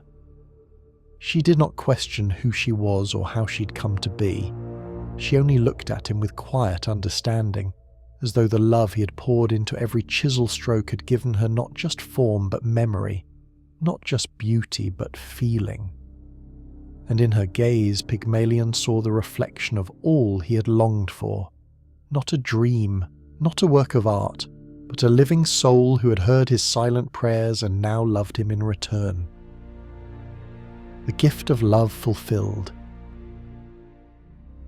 In the glow of that sacred moment, Pygmalion felt the weight of all his years fall away, as though every doubt, every lonely hour spent sculpting in silence had led to this. Galatea, once stone, now breathing and alive, her fingers intertwined with his as naturally as though they had always belonged there. He led her through the quiet workshop, where tools lay abandoned and unfinished works lined the walls, but none held his gaze anymore, for she was the masterpiece now, the living embodiment of love returned. The days that followed felt like a dream made real. Galatea learned not as a child, but as someone who had always watched from within, as though life had only just given her voice for what she already understood. She laughed softly at the flowers he brought her, ran her hands through sunlight spilling across the floor, and danced barefoot on marble tiles as if discovering joy with every step. Pygmalion watched her with quiet reverence, overwhelmed by how easily she filled the empty spaces of his life, not as a muse or a creation, but as an equal, a woman whose soul answered his. Word of the miracle spread, whispered first by servants, then spoken aloud in the streets, until even the priests of Aphrodite came to witness the truth, and seeing the light that radiated from the couple, they gave the goddess her due with solemn praise. A wedding was held in her temple, and though mortals stood all around, it was said that Aphrodite herself watched unseen, her favour resting gently on their joined hands, her blessing in every vow they spoke. What had begun as longing carved in silence had become a love the gods themselves had honoured, a love no longer imagined, no longer prayed for, but fully, divinely real. A new life together.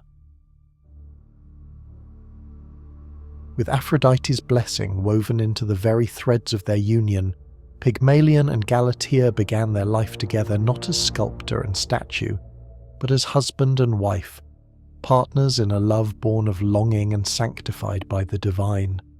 The world that had once felt empty to Pygmalion now shimmered with wonder, each sunrise brighter, each breeze sweeter, for Galatea walked beside him with curiosity in her eyes and warmth in her touch, delighting in all the things he had once overlooked. She listened to music with tears of joy, touched wildflowers as though they whispered secrets, and marvelled at the stars that had always watched silently overhead.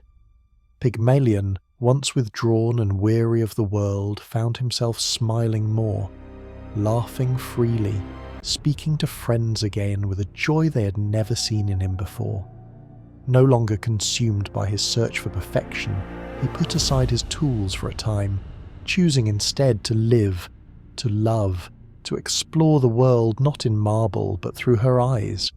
And Galatea, though born of ivory and dream, became deeply human in her own right, kind, wise, and full of quiet strength. Together, they were not a miracle frozen in time, but a living story that continued to unfold with each passing day. Travellers came to Cyprus to hear the tale. Poets sang of love stronger than the gods' silence, and the name Galatea became more than legend. It became a symbol of hope, of faith, of beauty found not only in art but in the hearts that believe enough to give it life. The birth of Athena. The prophecy. In the dawn of the age of Olympus, when the last embers of the Titanomachy still smouldered, and the air rang with the echoes of thunder and triumph, a quiet dread took root in the heart of Zeus, the all-powerful king of the gods. His throne atop Mount Olympus gleamed with victory, and the skies bent to his will, yet even in his moment of supremacy, whispers of fate crept through the cracks of his triumph. From the deep earth came the voice of Gaia, ancient and eternal, the mother of all life, whose truths were older than time and sharper than destiny itself. Her warning did not come in fury or fire. It came with calm inevitability, a murmur in the roots of the world, that Meti, the titaness of wisdom, would bear Zeus a child greater than himself. Metis, whose mind was sharper than a sword and whose foresight could untangle even the fates' knots, had once stood beside Zeus in the war against the Titans, offering counsel that led him to victory. She was not only beautiful, but clever beyond imagining, and her union with Zeus had seemed like the joining of storm and reason, strength and strategy. But now Gaia spoke again, revealing that Metis would first bear a daughter more powerful than any goddess before her, and then, should she conceive again, a son who would overthrow Zeus and end his reign forever. That prophecy sank into Zeus's mind like an iron hook. The thought of losing his throne, the throne he had fought for, bled for, wrested from the old gods with fury and cunning, was unbearable. He remembered the fate of his own father, Cronus, who had been warned of a son who would rise against him, just as Cronus had once risen against Uranus. Zeus had fulfilled that prophecy and cast down Cronus, and now the same doom circled above his head like a vulture. Would history repeat itself through his own blood? Number. He would not allow it. The future was his to command. Though he loved Metis, he could not trust what her womb might hold. Her mind too was a danger, for she could see through deception, and he knew that once the prophecy was spoken, she too would see the peril her children might bring.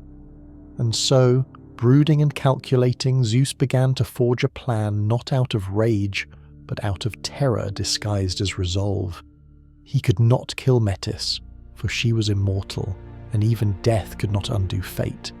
But he could hide her, silence her, make her disappear from the eyes of gods and mortals alike. Somewhere deep within him, a chill began to bloom, the kind only a king feels when he begins to fear his own heir. As storms gathered on the rim of the world and Olympus held its breath, the prophecy of Athena's birth began its slow, inevitable march toward the heavens. The devouring of Metis. With the prophecy looming over him like a shadow cast by fate itself, Zeus, ever cunning and relentless in securing his rule, resolved to act before destiny could unfold. He watched Metis carefully, her serene eyes, her thoughtful words, the way she moved through the world like wisdom clothed in flesh. She trusted him, not knowing the storm that brewed within his heart. In secret, she had already conceived, and the child stirred faintly within her, a spark of something powerful and divine. But Zeus could not risk the birth. He masked his dread behind a mask of tenderness and flattery, drawing Metis close with soft words and shared memories of their alliance in the war against the Titans. He praised her insight, her vision, her loyalty, and as they wandered together through the hills of the mortal world, he asked her about the shapes of the world, the ways the elements could shift, the boundaries of transformation. Intrigued, Metis answered. With a smile, she demonstrated her gift, turning herself into a stream of water, a tree branch, a bird, a breeze. Zeus, watching, hid the tightening of his jaw and nodded with admiration. Then, with a gentle challenge, he asked if she could become something smaller, something invisible, something nearly nothing. Amused by his curiosity, Metis transformed once more, becoming a small, shining fly, so small she could perch upon his fingertip. In that instant, Zeus opened his mouth and swallowed her whole. There was no struggle, no scream. She vanished into him, swallowed not in hatred but in desperation. He had absorbed her essence, her wisdom, her voice. The other gods did not yet know. None had seen what he had done. To the world, Metis had simply disappeared, as if the wind had carried her away. But Zeus felt her presence immediately. She was not gone. She lived still, deep within him, her thoughts whispering beneath his own, her intellect echoing in the chambers of his mind. And within her, the unborn child stirred, untouched by fear, pulsing with a light that would one day split the sky. Zeus walked silently back to Olympus, holding his head high, but behind his eyes the storm had only just begun. The agony of Zeus. Time passed, but peace did not come. Though Zeus had hidden the prophecy beneath flesh and swallowed the future into himself, a strange unrest began to take root within him. At first, it was a faint pressure behind his eyes, an unease in his thoughts as though foreign winds were moving through the corridors of his mind. He dismissed it, certain that the threat had been buried with Metis. But the pressure grew, swelling each day into something more unbearable, more unnatural, as if the heavens themselves were tightening around his skull. Soon it became pain, sharp, searing, like the piercing of thunderbolts behind his eyes. His temples throbbed with each heartbeat, and his divine mind, once so clear and commanding, now echoed with strange murmurs and flashes of knowledge he could not understand. He could no longer sleep. His dreams became visions filled with a clash of armour and the gleam of a spear. His thunder lost its rhythm. His lightning stuttered. The Olympians began to notice. Hera questioned him first, then Poseidon, then Demeter, but Zeus, proud and secretive, waved them away with gritted teeth and a strained smile, pretending all was well. Yet the pain was not passing. It was growing. A pounding roar filled his head, not like a wound, but like something alive trying to escape. He would grasp his head with both hands and cry out in frustration, his voice thundering through Olympus like an earthquake. The sky dimmed when he raged, and the clouds gathered in sympathy, but none could understand his torment. He retreated to the peak of Olympus, standing alone above the world, clutching his head as visions of a great warrior woman, radiant, armed, and unstoppable, flashed behind his eyes. The child he had tried to banish was not only alive, but growing with force, pressing against the barrier of his own divinity. And Metis, wise, enduring Metis, was still whispering deep inside him, guiding the unborn power from within. Zeus, lord of lightning, master of all, was being unmade not by war or rebellion, but by the storm gestating inside his own skull. The agony built towards something colossal, something divine. It was no longer pain, it was labour. The divine operation. Blinded by torment and driven to desperation, Zeus at last summoned the gods to his side, no longer able to contain the agony that split his head like a cleaved mountain. He bellowed across Olympus, his voice cracking the sky, commanding the presence of Hephaestus, the divine blacksmith, whose hands had forged the weapons of gods and whose hammer could shape the bones of the world. Hephaestus arrived quickly, confused and wary, for never had he seen Zeus in such a state. Trembling, unsteady, veins in his forehead pulsing with divine fire, lightning crackling uselessly around him, as if even his powers recoiled from the pain. The other gods watched in silent awe as Zeus sank to his knees, grasping his temples and gasping for breath, and then roared out a single command that echoed through the heavens: "Split my skull." Hephaestus froze. There was no metaphor in the king's voice. Zeus truly meant it. The god of fire hesitated only a moment. Then, with reverence and fear, he raised his mighty hammer, the same one that had forged the weapons of Olympus and crushed the shields of Titans. Sparks danced in the air, thunder trembled on the wind, and with one tremendous blow he brought the hammer down upon the crown of Zeus's head. In that instant the heavens split open with a sound louder than any storm. From the sundered skull of the king of gods burst a brilliant light, and from it leapt a figure, full-grown, majestic, and terrible to behold. Clad in armour more radiant than the sun, bearing a gleaming shield and a spear that hummed with divine energy, Athena sprang into the world with a cry so fierce it shook the mountain tops and sent the gods reeling backward. She landed before them not as a child, not as a babe, but as a warrior, eyes keen with wisdom, face stern with justice, presence alive with the power of intellect and battle. Her armour clanged as she took her first step, and even the immortal earth seemed to bow beneath her. She was not born. She arrived, deliberate and undeniable, as if thought itself had taken form. And the gods stood silent, stunned not by blood or violence, but by the brilliance of the birth that had come not from womb or mortal means, but from the mind of the king himself. The awe of Olympus. Silence fell across Olympus like a divine hush, heavy and absolute, as Athena stood amidst the gods, her form still radiant with the light of her emergence.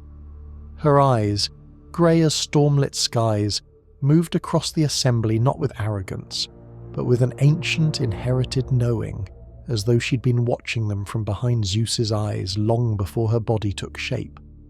Her armour shimmered with celestial gold and burnished bronze. Her shield bore the visage of the Gorgon, terrifying, frozen in eternal fury, and her spear, taller than any mortal man, pulsed faintly with the rhythm of her own heartbeat. no one spoke. Not Hera, not Poseidon, not Apollo, not even wise Hestia. They were captivated, not by fear but by reverence, for in Athena was a presence that commanded both. She was not like Ares, whose wrath blinded him, nor like Artemis, who stalked the wilds in moonlit silence. She was balanced between war and wisdom, between power and precision. She stood like a storm held in perfect stillness. Then, as though to declare her arrival, not just to the gods but to the entire world, Athena raised her spear high and let out a cry, a clear, commanding war cry that echoed far beyond the mountain tops. The air shivered with the sound, the earth quaked beneath Olympus, and mortals in distant lands paused, sensing a shift in the divine. Even the fates, weaving their endless threads, glanced up to acknowledge that something rare had entered their tapestry. Zeus, weakened but upright, gazed upon his daughter with something he had never given another being. Awe. The pain was gone. His head was whole again. In its place stood the proof of prophecy. Yes, but not a threat. Not a destroyer. Athena had not risen against him. She stood at his side, born of his own mind, shaped by Metis's wisdom, forged in pain and revealed in glory. And in that moment Zeus saw not his downfall but his legacy, the rise of the warrior goddess. In the days that followed her miraculous birth, Athena moved through Olympus not as a child learning her place, but as an equal among the immortals, a presence both commanding and calm, brilliant as the first dawn and steady as the stars. The other gods, once startled, began to speak her name with admiration and even quiet fear, for they quickly saw that her power was not rooted only in her armour or her weapons, but in the clarity of her mind, the precision of her words, the force of her ideas. She spoke with Hera about governance and justice, debated with Apollo about prophecy and truth, and walked with Artemis in the still woods to speak of balance between the wild and the wise. Yet when Ares, god of bloodlust, challenged her with boasts of his victories in battle, Athena met his eyes with calm disdain and reminded him that courage without strategy was little more than chaos draped in armour. And when Hermes, the trickster, tested her with riddles wrapped in mischief, she answered each with ease and then offered questions of her own that left even the messenger god speechless. She had inherited the deep, silent brilliance of Metis and combined it with the lightning-born authority of Zeus, yet she surpassed them both in the harmony of her presence.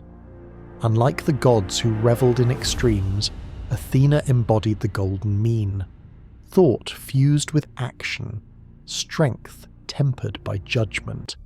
She became known not only as the goddess of war, but of just war, the protector of cities and civilization, of reason and invention, the guardian of heroes and thinkers alike.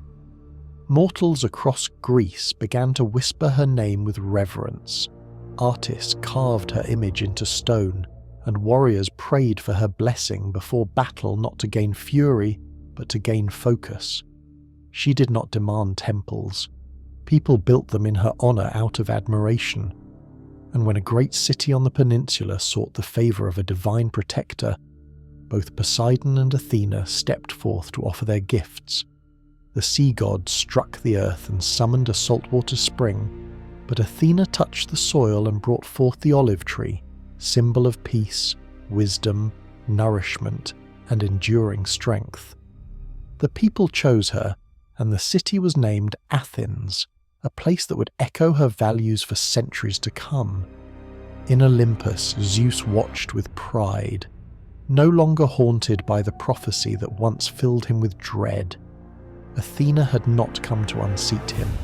She had come to strengthen the very order he feared to lose, and in the quiet halls of his thoughts, where once Metis had whispered, her daughter now reigned. Prometheus and the gift of fire, the Titans and the trickster. Long before the Olympians claimed the heavens and sculpted order from chaos, the cosmos was ruled by the Titans, primordial beings vast as mountains and as ancient as time itself. They were the children of Gaia, the earth, and Uranus, the sky, and from their union came forces of nature embodied in immortal form. Oceanus surged with the power of the sea, Hyperion burned with the light of the sun, and Cronus wielded time like a blade. Amid these elemental giants stood one who didn't roar or rage, but who thought. Prometheus, whose name meant forethought, was born not with the strength to tear mountains or the wrath to shake skies, but with a mind as sharp and deep as the void from which the world had been born. Prometheus was a quiet force among the Titans, always watching, always calculating, never content to simply exist. He saw beyond the moment, beyond instinct, beyond power. While the other Titans waged their endless battles and carved rivers and cliffs from the earth in blind competition, Prometheus was already imagining what might come after, the next step in the world's unfolding story. When the Olympians, led by Zeus, rose up in rebellion against their Titan forebears, the war that followed was fierce and terrible. The sky split with lightning, mountains crumbled, and oceans boiled. It was a battle between old and new, chaos and order, but Prometheus did not join his brethren in resistance. He chose instead to support Zeus, not out of loyalty or love, but because he saw the future in the eyes of the younger gods. When the war ended, the Titans were cast down into Tartarus, bound in chains and buried beneath the earth. Prometheus, spared for his allegiance, stood free among the victors. Yet even as Olympus rose, marble bright and thunder crowned, he did not celebrate. He had not chosen the gods to become one of them. He had chosen them because they were necessary. But Prometheus could already see that this new reign would not be ruled by wisdom or mercy. It would be ruled by power, arrogance, and fear. Zeus took the throne and filled the sky with his authority. The other gods settled into their domains. Poseidon ruled the sea, Hades the underworld, Athena wisdom, Ares war, and Apollo the sun. But none of them looked down at the world below with love or care. None of them thought of the strange, struggling creatures that moved across the face of the earth. Mortals, humans, barely alive, naked and trembling beneath the stars. They had been formed from the earth and rain, given shape but not strength, breath but not fire. They huddled in the cold, hunted by beasts, blind to the stars, alone in a world that neither wanted them nor helped them survive. Where Zeus saw them as accidents of creation, foolish and weak, Prometheus saw potential. In the curve of their hands he saw future tools. In their eyes he saw the birth of wonder. They had no fur to shield them from winter, no claws to defend themselves, no wings to escape danger, yet they endured. They survived, not because they were strong, but because they tried. That, to Prometheus, was the mark of something sacred. The gods had been born perfect. These mortals would have to build themselves from nothing. Prometheus walked among them, unseen by divine eyes, and his heart ached at their suffering. He watched as they shivered in caves, as frost claimed the old and the young, as mothers held silent children who would never wake. He saw them scrape the ground for roots, fail to shape stone, fail to light flame, and still they tried again. He saw not failure, but the first spark of perseverance. The gods had dismissed mankind as unfinished, but Prometheus saw them as becoming, and so he made a vow. He would not abandon these creatures. He would not let them fade into the cold. The gods could keep their thrones and their lightning and their laws. Prometheus would give mankind a different gift, one far older and more dangerous than any crown. He would give them fire, not just the flame of warmth, but the fire of thought, invention, rebellion, and destiny. He knew what it would cost. He knew the wrath of Zeus. But he also knew this: fire was not meant to be hoarded. It was meant to be shared. And Prometheus, the trickster, the forethinker, the first rebel, would become the torchbearer of mankind. The creation of man. Before there were temples or cities or songs to praise the gods, there was only silence on the earth. The seas sighed against empty shores, the forests whispered to no one, and the winds swept across barren mountains where no voices cried or called. The world was alive, but it was hollow. Prometheus, walking alone across this quiet earth, felt its emptiness as a wound. The gods had shaped beasts of fur and fang, creatures that flew and crawled and hunted, but none of them questioned, none of them dreamed. They lived, they died, and the world remained unchanged. It was not enough. He wanted something more. So he returned to the riverbank where the water flowed slow and deep. And there, in the quiet hush of creation, Prometheus knelt and gathered the wet earth in his hands. He worked slowly and with care, sculpting a new creature from clay, something upright and delicate, with fingers fine enough to grasp and eyes wide enough to wonder. He shaped them in the likeness of the gods, not to mock them, but to mirror their beauty. For he believed that this new form, born of earth but aspiring to the heavens, could bridge the mortal and the divine. The clay figures lay still beneath his fingers, flawless yet lifeless. Prometheus looked up to Olympus, not in supplication, but in challenge. He called upon Athena, the goddess of wisdom, who alone among the Olympians might understand what he was trying to do. Moved by curiosity or pity, she descended from her shining realm and stood beside the Titan. Together, they breathed into the forms, a breath filled with thought, curiosity, and fireless spirit. And the figures stirred. Eyes blinked, chests rose, limbs trembled. For the first time, man lived. They were not strong. They were not fast. They had no claws, no fur, no armor, no venom. They were fragile as reeds in a storm, but they were alive, truly alive, and Prometheus watched them rise on shaking legs and take their first uncertain steps into the world. He smiled, not with pride, but with purpose, for in their weakness he saw the beginning of strength. Where other creatures survived by instinct, man would survive by learning.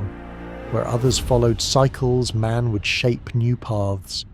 But for now, they were like children wandering in a land of giants, unarmed, unguarded, and unprepared. The gods saw them too, and they laughed. Zeus in particular dismissed them as little more than animals who had managed to stand on two legs. "They will die," he said, "and we will forget them." He forbade the giving of gifts to these new mortals. Let them struggle, let them suffer, let them prove they deserve nothing, and they shall receive nothing. Prometheus didn't argue. He said nothing, bowed his head, and returned to the earth. But inside him, fire stirred. Not literal fire, not yet, but the fire of quiet rage, of defiant love. He watched his creation stumble through the cold world. He saw them cower in caves, scavenge roots from frozen soil, drink from dirty streams. They tried to build shelters, but the rains washed them away. They tried to tame beasts, but their hands were too soft. They tried to catch fire from lightning, but it vanished too quickly, and they did not understand how to keep it. Still they tried. That was what struck him most. They never stopped trying. They buried their dead. They comforted the sick. They wrapped arms around one another when the wind howled. They shared. They dreamed. And in that, Prometheus saw something sacred, something no god could comprehend. He began to walk among them, unseen, silent, guiding their hands when they carved stone, steadying their grip when they threw a spear. He whispered thoughts into their minds as they slept. He taught them to speak, not with the voice of animals, but with names, with meaning, with memory. and slowly, painfully they changed. They learned, they adapted, but still, without fire, they remained cold and slow and weak. He knew then that what he'd created was only half alive. Without fire, they would never rise. Without fire, they would never build, never forge, never become more than shadows. The gods had given him breath to awaken man. Now he would give them fire to awaken their future. And so he turned his eyes again to Olympus, not with hope, not with respect, but with resolve. He had shaped man from earth, but now he would shape destiny from flame. The divine banquet and the deception. Prometheus knew the gods would not share their gifts willingly. Zeus, seated high upon his throne, had declared that mankind was to remain frail, forgotten, and fireless, a creature to be tolerated, not uplifted. Yet Prometheus had already made his decision. He would give humanity the fire they needed, the fire that could change everything. But before he could steal it, he had to strike at the heart of divine pride. He had to provoke Zeus, not with open defiance, but with a challenge wrapped in custom, a trick buried inside a sacred rite. He chose the feast at Mecone, a divine gathering where the gods would decide once and for all what share of sacrifices mankind would owe Olympus. It was here that the laws between mortals and immortals would be forged, and Prometheus saw his opportunity to deceive with purpose. He slaughtered a great ox, and before the assembled gods he prepared 2 offerings. One he dressed in beauty, gleaming fat, smooth and rich, glistening in the sunlight like treasure. But beneath that shining layer he placed only bones, white and hollow. The other pile, humble in appearance, he concealed beneath the dark and leathery stomach of the beast, hiding within it the true meat, the nourishment, the strength, the gift worth having. When the gods gathered, Prometheus stepped forward and bowed to Zeus. "Great king of Olympus," he said, "choose the portion you desire, and from this day forth, mortals shall offer it in your name." He spoke with deference, but his eyes gleamed with silent fire. Zeus, towering and radiant, narrowed his gaze. He examined both piles, his nostrils flaring at the scentless fat, his lip curling at the rough hide of the second. He knew Prometheus was cunning. He sensed a trap. But pride ruled the throne of Olympus, and Zeus, unwilling to show doubt before his court, chose the shining bundle of fat and bone. He lifted it high, declaring it the rightful share of the gods. A stillness followed, a silence laced with tension, and then Prometheus smiled, slight, slow, knowing. Zeus tore into the fat, revealing the bones beneath, and at once the silence cracked with thunder.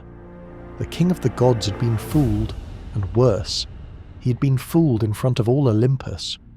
The other gods said nothing, some hiding amusement, others fear. But Zeus did not laugh. His face darkened, his hand clenched.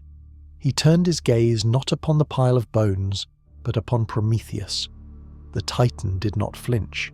He stood still, unbowed, while Zeus's voice fell like a blade. "So this is how you play, Firebringer. You twist ritual into mockery. You cloak rebellion in ceremony." His voice dropped into thunder. "Then let mankind pay the price for your cleverness." With a decree that echoed across time, Zeus forbade fire from the earth. No longer would the sacred flame of Olympus warm mortal hands or light mortal homes. He withdrew it completely, locking it in the celestial vaults, hiding it within the forge of Hephaestus, sealed behind divine walls no mortal could breach. From that moment on, humans were plunged back into shadow. Their hearths grew cold, their nights grew longer, hunger returned, winter claimed more lives. But Prometheus did not mourn. He had expected this. The banquet had never been about sacrifice. It had been about the spark, the provocation, the the storm it would ignite. He had seen the future in Zeus's fury. He had heard the thunder before the lightning struck, and as he watched mankind stumble once more into darkness, he knew that the time had come. The challenge had been issued. The lines had been drawn. He would not ask again. He would take what the gods had denied. He would steal fire. The theft of fire.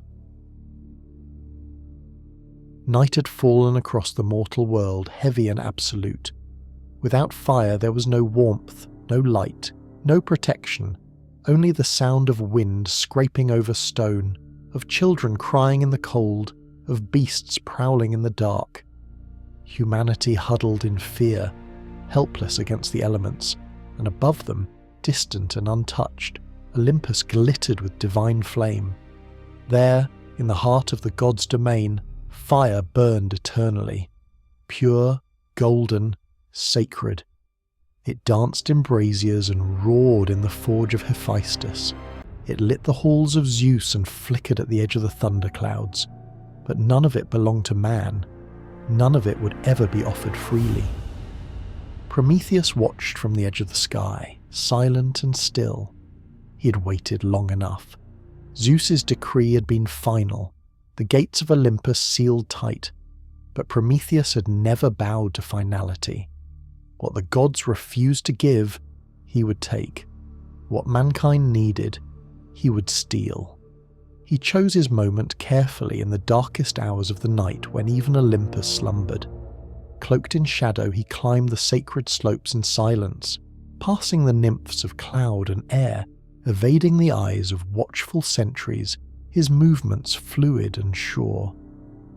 The mountain trembled with divine presence, and yet it did not resist him. It knew who he was.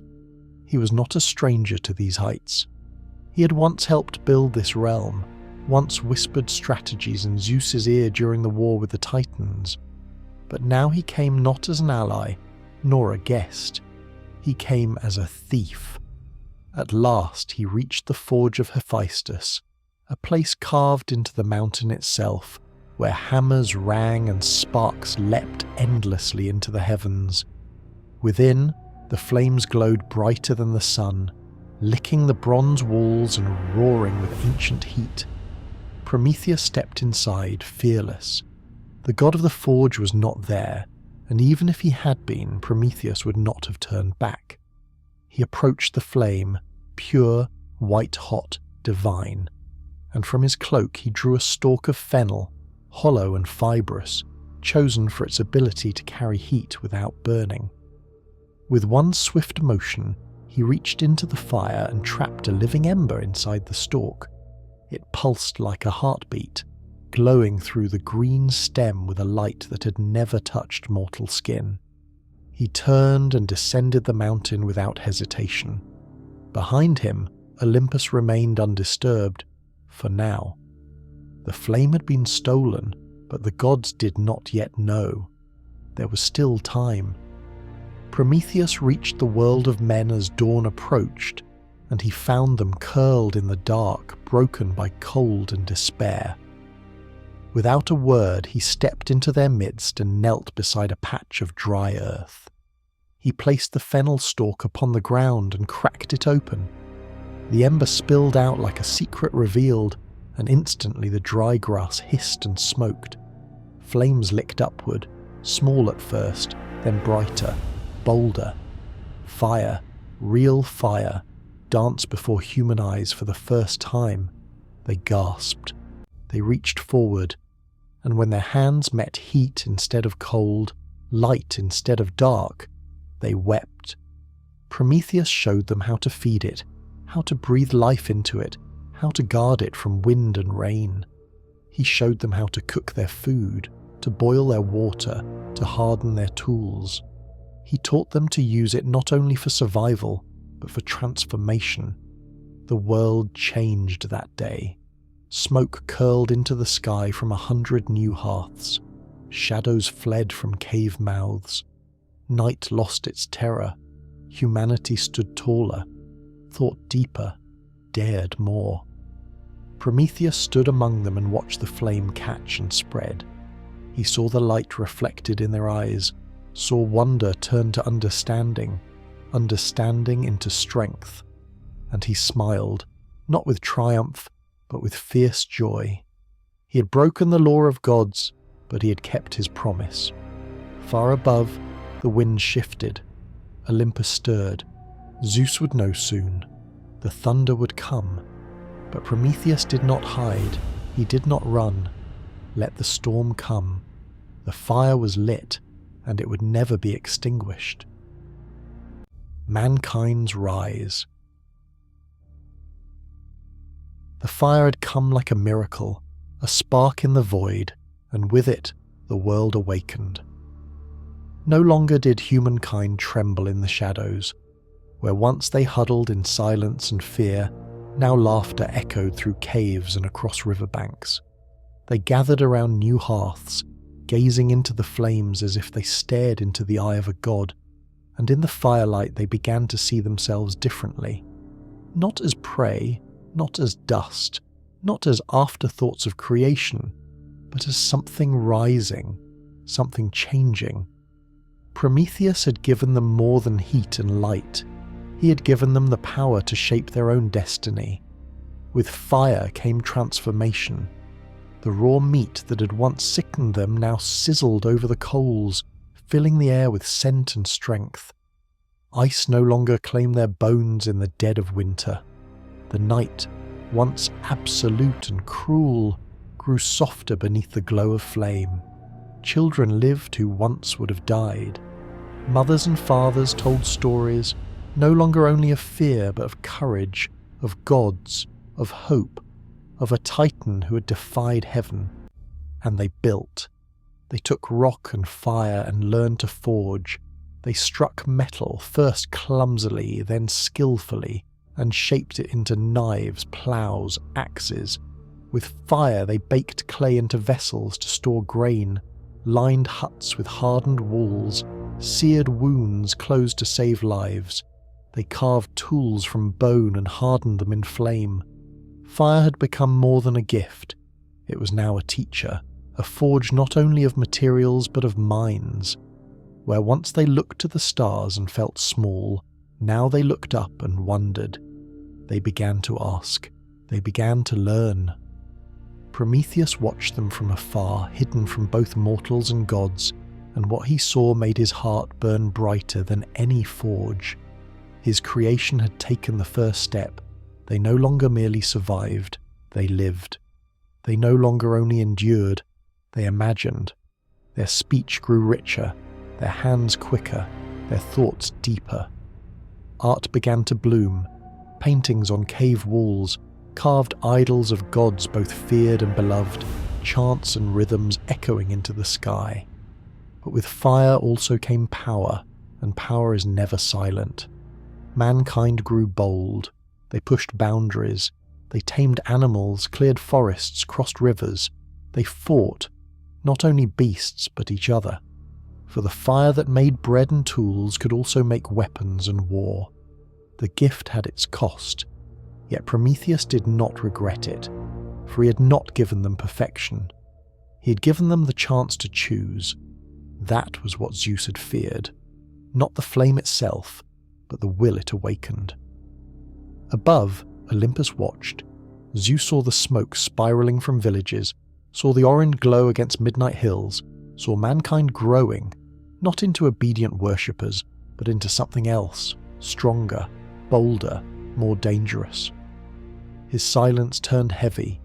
His fist curled around thunder. He had forbidden this, and still it spread. He knew the cause. He had always known. There was only one being clever enough, daring enough, foolish enough to betray Olympus so completely, Prometheus. And now the king of gods did not see a rebel or a trickster.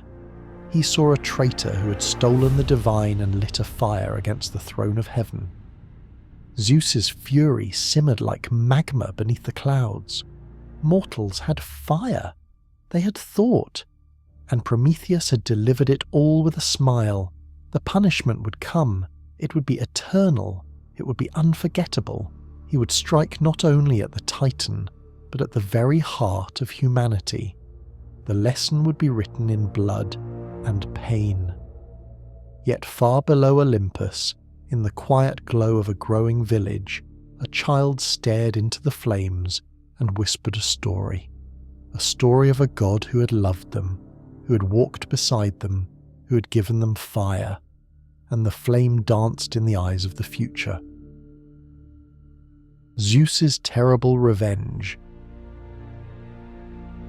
Zeus sat upon his throne of storm clouds and marble, his eyes fixed not on Olympus but on the earth below, on the flickering lights that had begun to multiply across the darkened lands like stars fallen to the ground. Each fire was a scar upon his will, each rising column of smoke a silent mockery of his decree. The mortal world, once cold and obedient, now teemed with warmth and movement and light. They built, they sang, they questioned. And at the heart of it all, Zeus saw the hand of Prometheus. The theft of fire had been more than an insult. It had been a betrayal, a declaration of rebellion from one of the very beings Zeus had once counted as an ally. And worse, it had succeeded. Mankind no longer cowered in fear. They no longer waited on Olympus for mercy or command. They had begun to shape their own fate. Zeus, king of the gods, saw the seed of defiance being watered, and he knew it could not be allowed to grow. His vengeance would have to be swift, merciless, and unforgettable. But he would not strike only Prometheus. He would strike at the heart of the mortal race as well. So Zeus turned first to cunning and creation. He summoned Hephaestus, god of the forge, and instructed him to craft a being not of clay or fire, but of divine beauty and peril. From gold and earth and the breath of gods, Hephaestus moulded the first woman, a creature so perfect in form, so radiant in voice and smile, that she seemed a gift from the heavens. The gods named her Pandora, meaning all gifted, for each Olympian bestowed her with a quality: beauty from Aphrodite, music from Apollo, grace from Artemis, curiosity from Hermes, and deceit from Hera.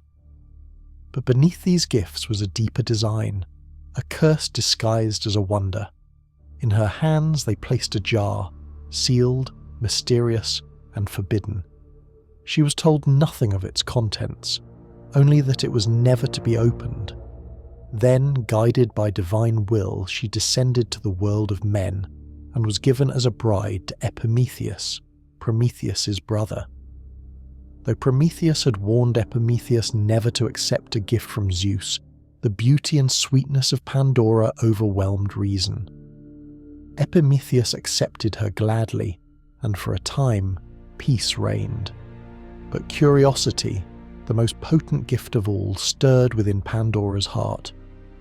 The jar called to her day after day, whispering promises, beckoning with secrets. One day, she lifted the lid. From within burst the great afflictions of mankind: sickness, pain, sorrow, madness, greed, betrayal, war, famine, death. They flew into the world like shadows on wings, scattering into the corners of the earth and into the hearts of every man, woman, and child. The world, once warmed by fire, now burned with suffering. Only one thing remained inside the jar, small, faint, almost forgotten: hope. And though all else had escaped, hope lingered, silent, waiting. With mankind wounded, Zeus turned his gaze to Prometheus. No trick could hide him now. No distance could protect him. He would be made an example, a warning to all who dared raise their hands or hearts against Olympus. Prometheus was seized by force none could resist. He was dragged to the edge of the earth, to the lonely peaks of the Caucasus Mountains, where no mortal tread and no god cared to linger. There, Hephaestus forged chains not even time could break. With the help of Kratos and Bia, power and force, Prometheus was bound to the jagged stone, his arms spread wide, his body exposed to the storm, his head raised forever to the cold sky. He was immortal, he could not die. And so Zeus devised a torment to match his crime. Each day, an eagle, the monstrous bird of Zeus himself, fierce and eternal, descended from the sky, its wings black as judgment, its talons sharp as vengeance. It landed upon Prometheus's chest and tore open his side, feasting upon his liver, which regenerated each night, cursed by immortality to be devoured again and again. There was no rest, no end, no mercy, only pain and silence and the cruel rhythm of punishment. Yet Prometheus did not scream for forgiveness. He did not curse his fate or plead for release. He bore the agony without yielding, for he had made his choice. He'd given humanity fire, and no torment, however eternal, could extinguish what he had lit. Above him, Olympus roared. Below him, mankind wept and healed. They endured pain, but they endured it with hope. They knew fire, they knew choice, they knew love and loss, and in the centre of their suffering they carried the flame of defiance. Zeus had his revenge, but Prometheus, bound in pain, had already won. Prometheus bound. Far from the warmth of fire and the prayers of mortals, Prometheus lay chained to the naked rock of the Caucasus Mountains, a place forgotten by the world, where even the wind howled like a wounded animal, and the stars above seemed cold and cruel. His arms were stretched wide, iron bands fused by Hephaestus's own divine forge driven deep into the stone, binding him to the cliff face as if nailed to the bones of the earth itself. There was no shelter, no shade, no reprieve. The sun scorched him by day, the frost bit him by night, and the silence around him was broken only by the sound of the wind, until the sound of wings came. Each morning, like the strike of a clock forged in malice, the great eagle of Zeus descended from the sky, its cry a jagged scream that tore the air. Its wings spanned wide enough to blot out the sun, its eyes burned with divine fury, and its talons gleamed like sharpened bronze. Without pause or mercy, it fell upon Prometheus, digging its hooked beak into his side, tearing open his flesh with practiced cruelty, and feasting upon his liver, the seat of endurance, of passion, of pain. The agony was beyond mortal comprehension, yet it did not end. For Prometheus, though a Titan, could not die. Each night the wound would close, his flesh would knit itself anew, only to be ripped apart again at dawn. This was his sentence, eternity not as silence or solitude, but as a cycle of endless suffering. But even in torment, Prometheus did not scream for mercy. His teeth ground together in pain, his body twisted in chains, but his spirit remained unbroken. He did not beg. He did not yield. His thoughts, though harrowed, remained clear. In his agony he did not curse mankind, did not wish to undo what he had done. For every time the eagle tore into him, he remembered the flicker of fire in the hands of a child. He remembered the first forge, the first loaf of bread, the first word carved into stone, the first shelter raised against a storm, and he endured. Sometimes, when the eagle had gone and the wind grew still, he would lift his bloodied head and speak to the horizon, not to the gods, not to the mountains, but to the mortals far below. "Live," he would whisper, "struggle, rise, remember me." No one heard him, and yet, across the world they did. Zeus had not only chained Prometheus, he had silenced a symbol, but symbols do not die. They change, they grow. In village fires and whispered tales, in songs sung to sleeping children, Prometheus's name lived on. They called him the firebringer, the rebel, the one who suffered so they could thrive. They carved his story into rock and clay, passed it from father to son, mother to daughter, and in doing so, they kept his flame alive. The gods, for all their might, grew silent. Many turned their backs. Even those who once mocked Prometheus now spoke of him in hushed tones. He had endured what no other could, not out of pride, but out of love. No god had ever suffered for mortals, only Prometheus, and so he remained bound, sleepless, flesh-torn, spirit afire. The mountain became his prison, but also his altar. The eagle became his torturer, but also his witness. And above them all, Zeus watched, waiting for the Titan's will to break, for him to scream that he was wrong, for him to cry that mankind was not worth the cost. But Prometheus never did. He bore it all, for he had not given mankind fire to make them worship him. He had given it to make them free. The long-awaited rescue. For countless years, Prometheus hung upon the crag, his body ravaged anew with each dawn, his blood staining the stone where gods had turned their backs, and time had learned to avert its gaze. Mountains rose and crumbled, kingdoms of men were born, fought and faded, but Prometheus endured. His flesh was torn open daily, his liver devoured, his chains unyielding.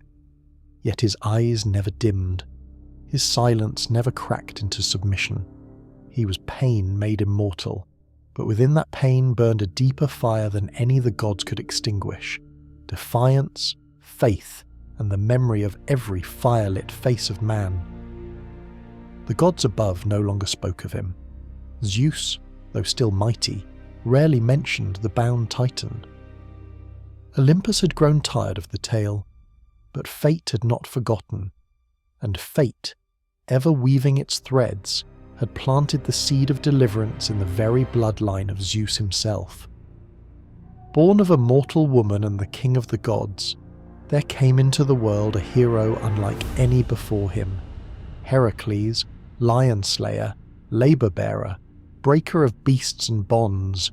Stronger than armies, driven by rage and purpose, Heracles was cast into 12 labours that would drag him through the bowels of the world, the corners of chaos, the jaws of death itself. But his strength was more than sinew and might, it was also destiny.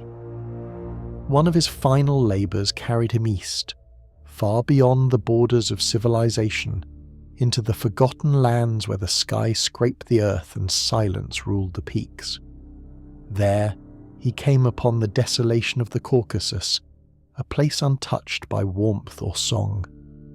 And there he saw the figure chained to the rock, broken yet proud, bleeding yet unbowed. The wind howled around them, the clouds moved with dread. Prometheus raised his head, not in hope, for he no longer hoped, but in curiosity. Heracles, guided by visions and truths whispered in dream and myth, knew at once who this was.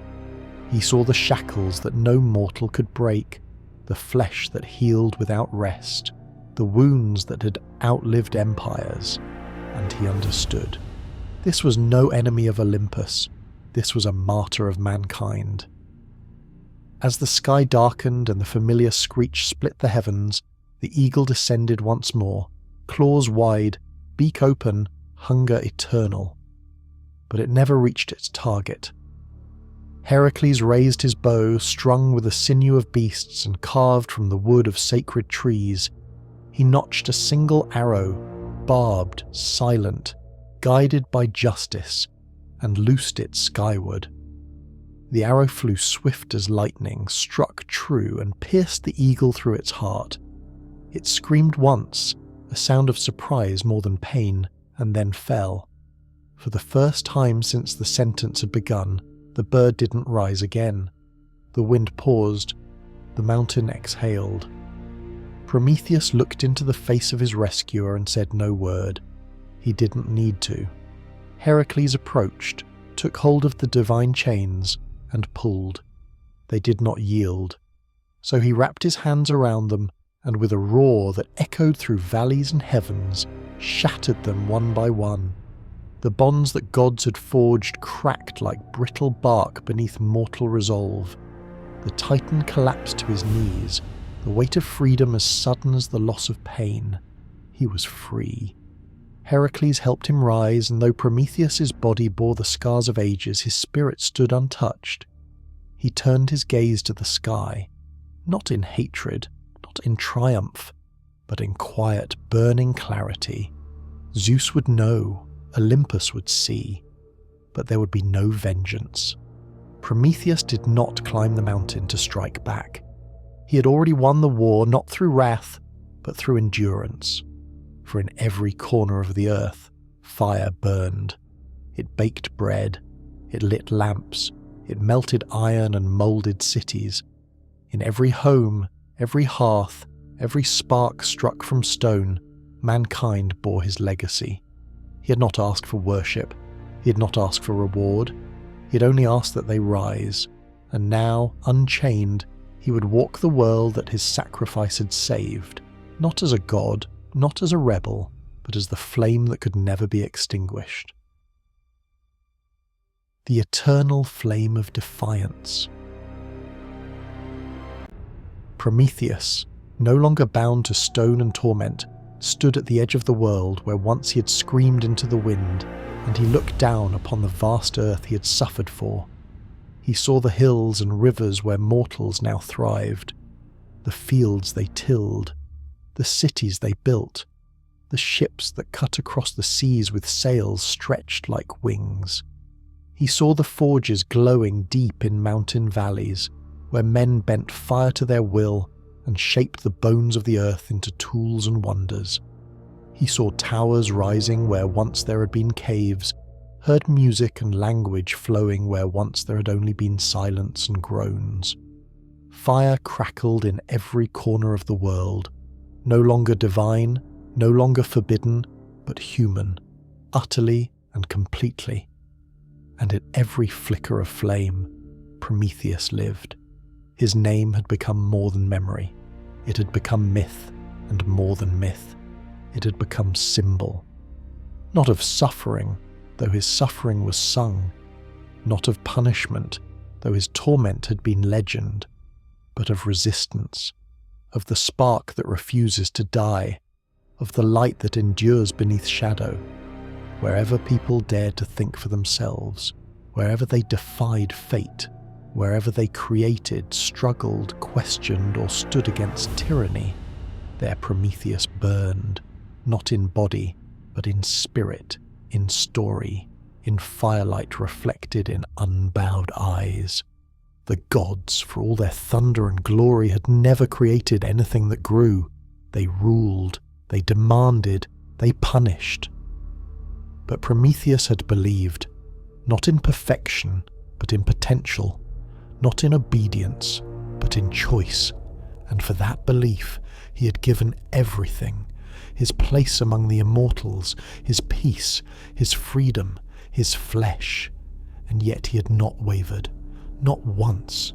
His was not the fire of destruction, but of becoming. Even Zeus, high upon Olympus, watched the changing world with a silence more thoughtful than proud.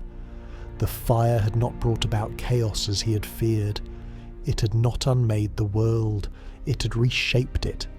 Humanity had not risen to rival the gods, but to become something new. Something neither beast nor divine, something capable of compassion and cruelty, creation and ruin. And though Zeus's pride still held the scars of defiance, even he could not deny the truth. Prometheus had lit more than a flame. He had lit the future. And Prometheus, free at last, did not seek vengeance. He did not strike Olympus or curse its halls. He did not need to. His revenge had already bloomed in every village fire and every whispered story told by mortals to their children. He was the god who had given freely. He was the one who had suffered not for power, but for love. And that kind of legacy no eagle could devour, no mountain could contain, no king could erase. So he walked the world in quiet steps, hidden and eternal, listening to the laughter of children beside campfires, the clash of metal in blacksmiths' forges, the poetry recited under torchlight. And he smiled. For while Olympus gleamed above, cold and bright, it was here, In the glowing embers of mortal hope, that true divinity had taken root. Not in lightning, but in the match struck against stone. Not in crowns, but in courage. Not in temples, but in every hand that reached forward in the dark and dared to carry the fire onward.